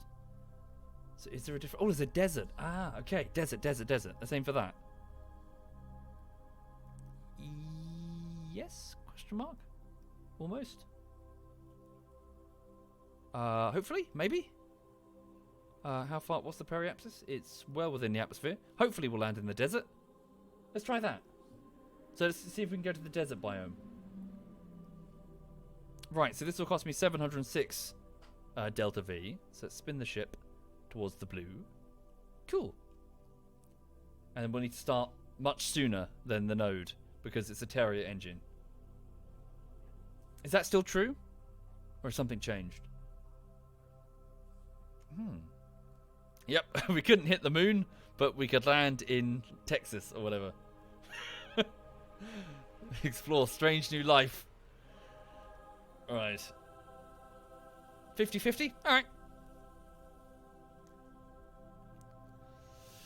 Ah, hello Lulu. You okay, sweetie? What's she doing? She's licking herself. Yeah, she's alright. She probably wants some food. I'll wrap this up when we land and then I need to go feed her. Thank you, Mr. Master Sink. Thank you very much. Thank you. Right. Oh, pardon me. Oh. Hi there, Alistair. Hello. Okay, let's go. I guess here.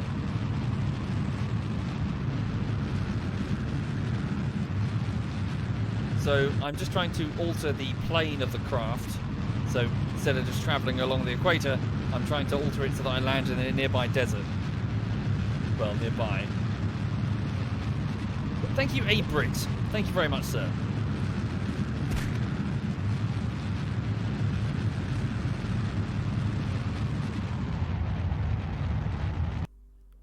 Awesome. Maneuver complete. So hopefully we'll go and land roughly in that desert. So we'll see. We'll see. When we get around about here, how high will we be? It just depends at what point we skim the atmosphere. I could just burn. Hang on, I'll just turn the ship around and slow down when we get to around about here. Thank you, Green Rogue. Thank you, sir. Thank you. Okay. Right. Speed up time. Quick save, because, yeah, the moon's a bust, but... okay, so we need like 800 and something, at least, in order to make a moon intercept. I need to write that down. Hang on. So, we've learned that it takes about at least 800 Delta V moon intercept. Cool. So next time, we'll get it. Speed up time, go here. Oh, nope. Oh, it's these, because we're skimming the atmosphere now. We've just entered the atmosphere. Alright. Thank you, Steampunk Sam. Thank you very much, Steampunk. Actually, I think I might need to... Oh, dear. We're not actually... Yeah, we're gonna enter the ocean, aren't we? Go a little bit higher. Should be fine. Oh, fuck it. Let's just go through re-entry.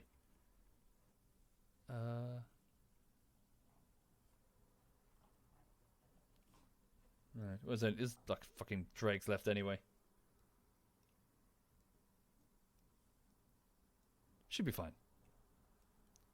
Right. Jettison. And then we've got the heat shield, and then on, yeah, in we go. So we're just, yeah, skimming the atmosphere here. So the pressure's going to start climbing, and then I'll, yeah, get plenty of atmospheric drag, and then come into land. Okay. You alright, Lulu? Lulu, would you like some tuna? She doesn't know what that word means. Would you like some food? She knows what that word means.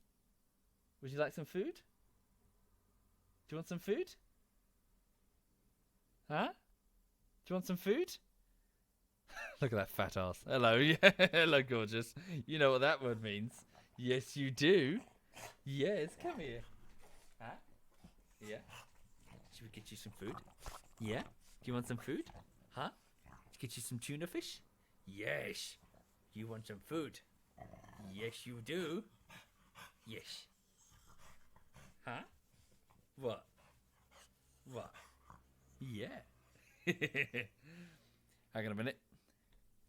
Lulu, what do you think of cats? Oh, okay, right. Lulu, what do you think of cats? Lulu, is there a cat? she's off to look out the window. She's like, oh, I'm gonna kill it. Yeah, she does not like them. She does not like them at all. What? Go kill the cat. It's outside, honest. Okay, speed up the time. Can I speed up the time?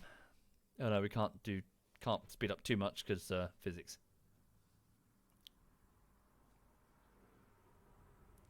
Right. Come on. Are we going to hit the desert? Yeah, we should do. Fingers crossed.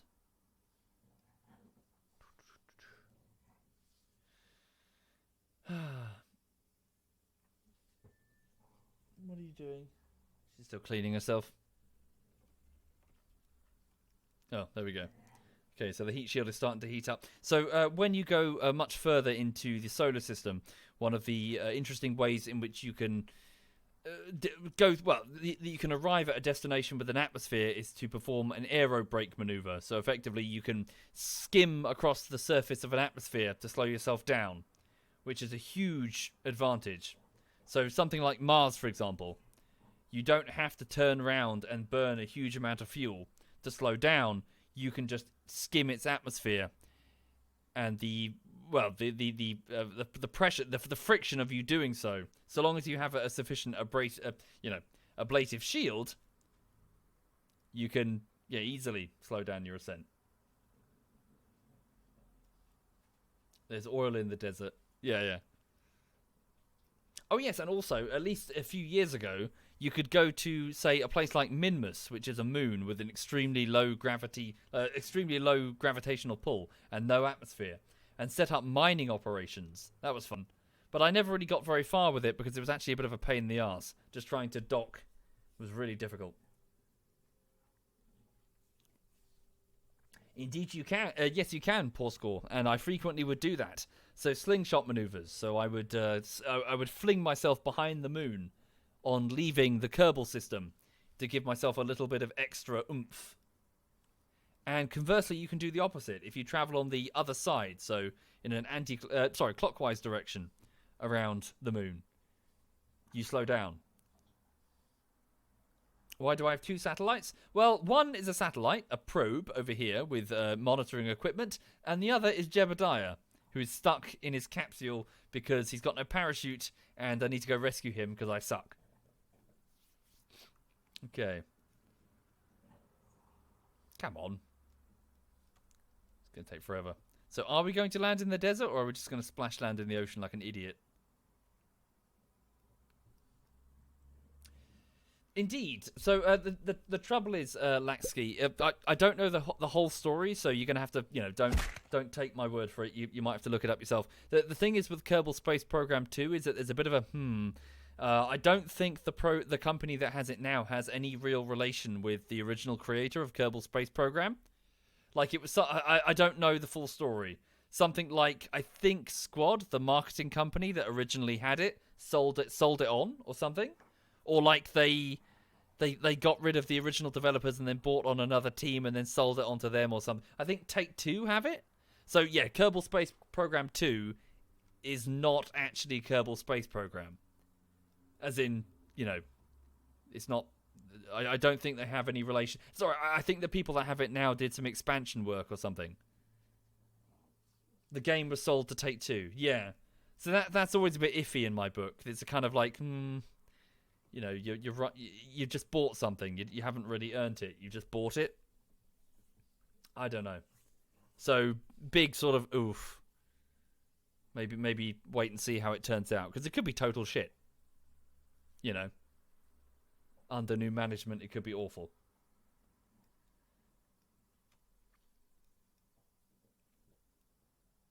Sorry, have I lost all audio or just the music? There's no music on re-entry.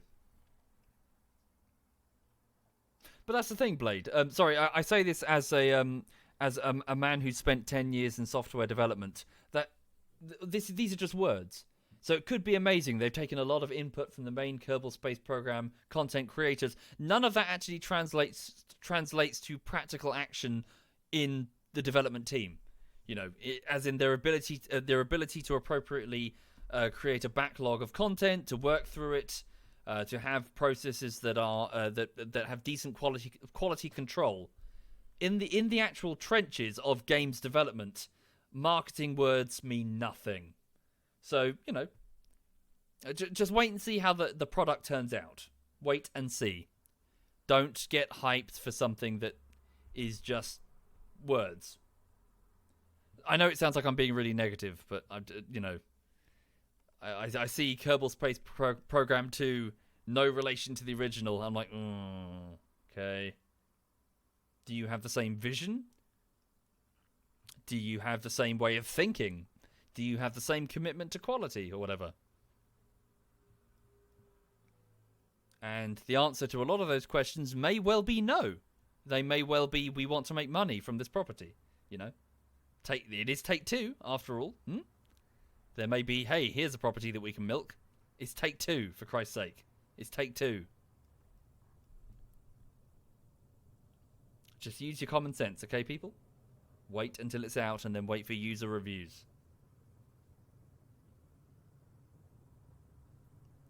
Okay, so we're currently at 49 kilometers, moving at 2,233 meters per second. So hopefully we'll land not in the ocean. Oh dear, we might land in the ocean. I'm really hoping we land in the desert, because this is a biome I haven't yet explored. Thank you, Lil Miss Murder. Thank you very much, Lil. Thank you. Yeah, talk is cheap, Vagabond. Talk is very cheap. But actual development work is difficult.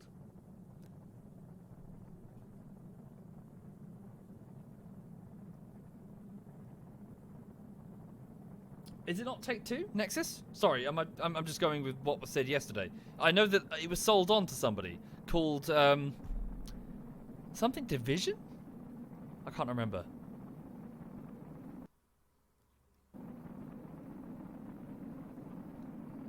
Yeah, I'm doing that. It's angled in such a way that maximum drag. Deploy parachute now. No! We're moving at 2,133 meters per second. Deploying the parachute now means pieces of fabric are going to rain down on some people, you know, just minding their own business in a desert.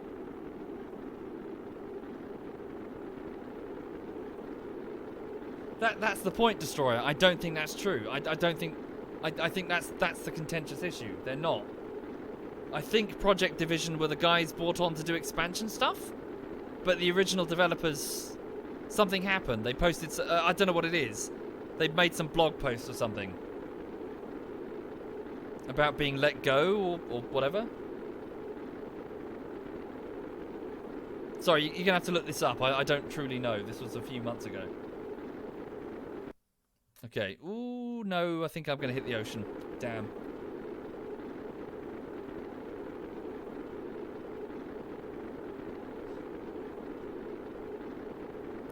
But, you know, as always, just wait and see. Don't commit to buying something before you know that it's actually, you know, decent.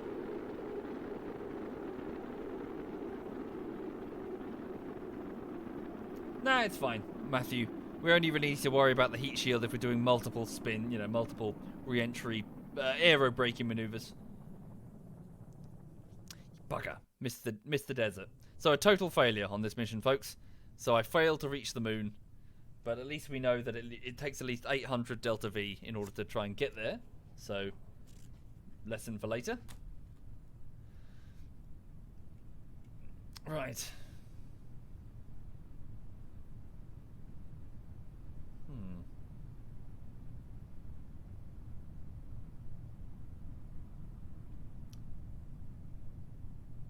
Right, here we go. So yeah, I'll just recover the pod, and we'll just have to try again. It's a waste of a bit of money there.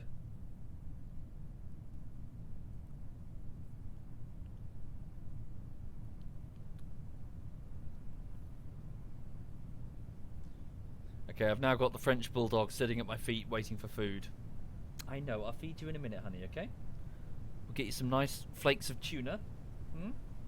I'll have a tuna sandwich, you can have the other half in your kibble. She goes crazy for tuna.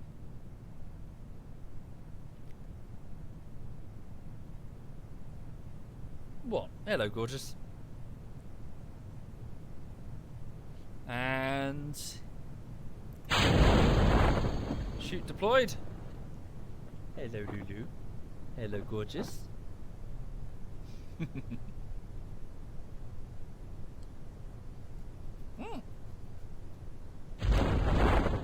Yes, but there's just one biome, I think, with the sea. Your jelly, it's just ocean.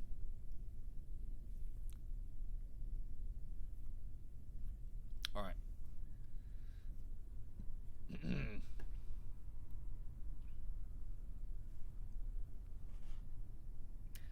Energetic. I'm just going to wrap it up momentarily.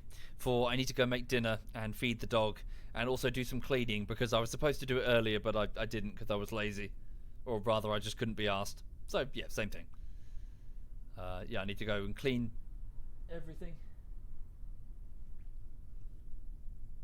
And also charge the VR headset and stuff. The VR controllers for some Pulsar this evening. Oh, really? The shores, very shallow water, and sea/ocean, says Captainal.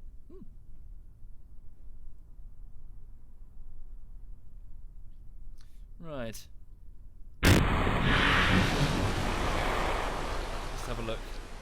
Yeah, Kerbin's waters. No, we've already done these ones. Yeah, we've done it. No, next to no science. Oh wait, we didn't take pressure scans from the water.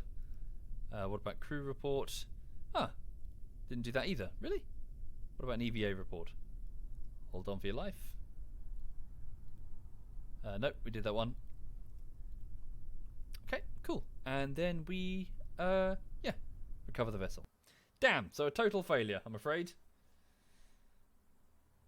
Alright.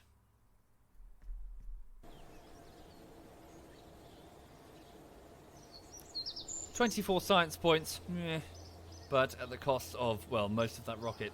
48 grand. We'll have to try again next time. So thank you for watching, folks. Thank you, Lil Miss Murder and Dread King and Faultier and Steampunk Sam. Sorry if I missed your subs earlier. Thank you. Right. Hang on just a tick. Give it a save. So, failed moon landing. Well, failed moon flyby, really. Right. Just quitting Kerbal. So, yes, I'm going to head off. I'll be back later at around 8 o'clock for a bit of Pulsar Lost Colony, a VR game with the guys. Yeah, a bunch of the guys that I was playing with last week. We were going to continue our playthrough at about 8 o'clock. So, yeah, that's what's going on. So until then, I'll be just doing some cleaning and bits and bobs. Hello, gorgeous. Yes. Who's a good gal? Yes, you are. Do you want to get some food? Do you want some food? Huh? She's disappointed. She'll never trust me. She's like, you promised me food. Okay, let me see who's streaming now. Hang on. So in ZF, so Edberg is playing Red Dead Redemption 2, and Paltos is playing Skyrim.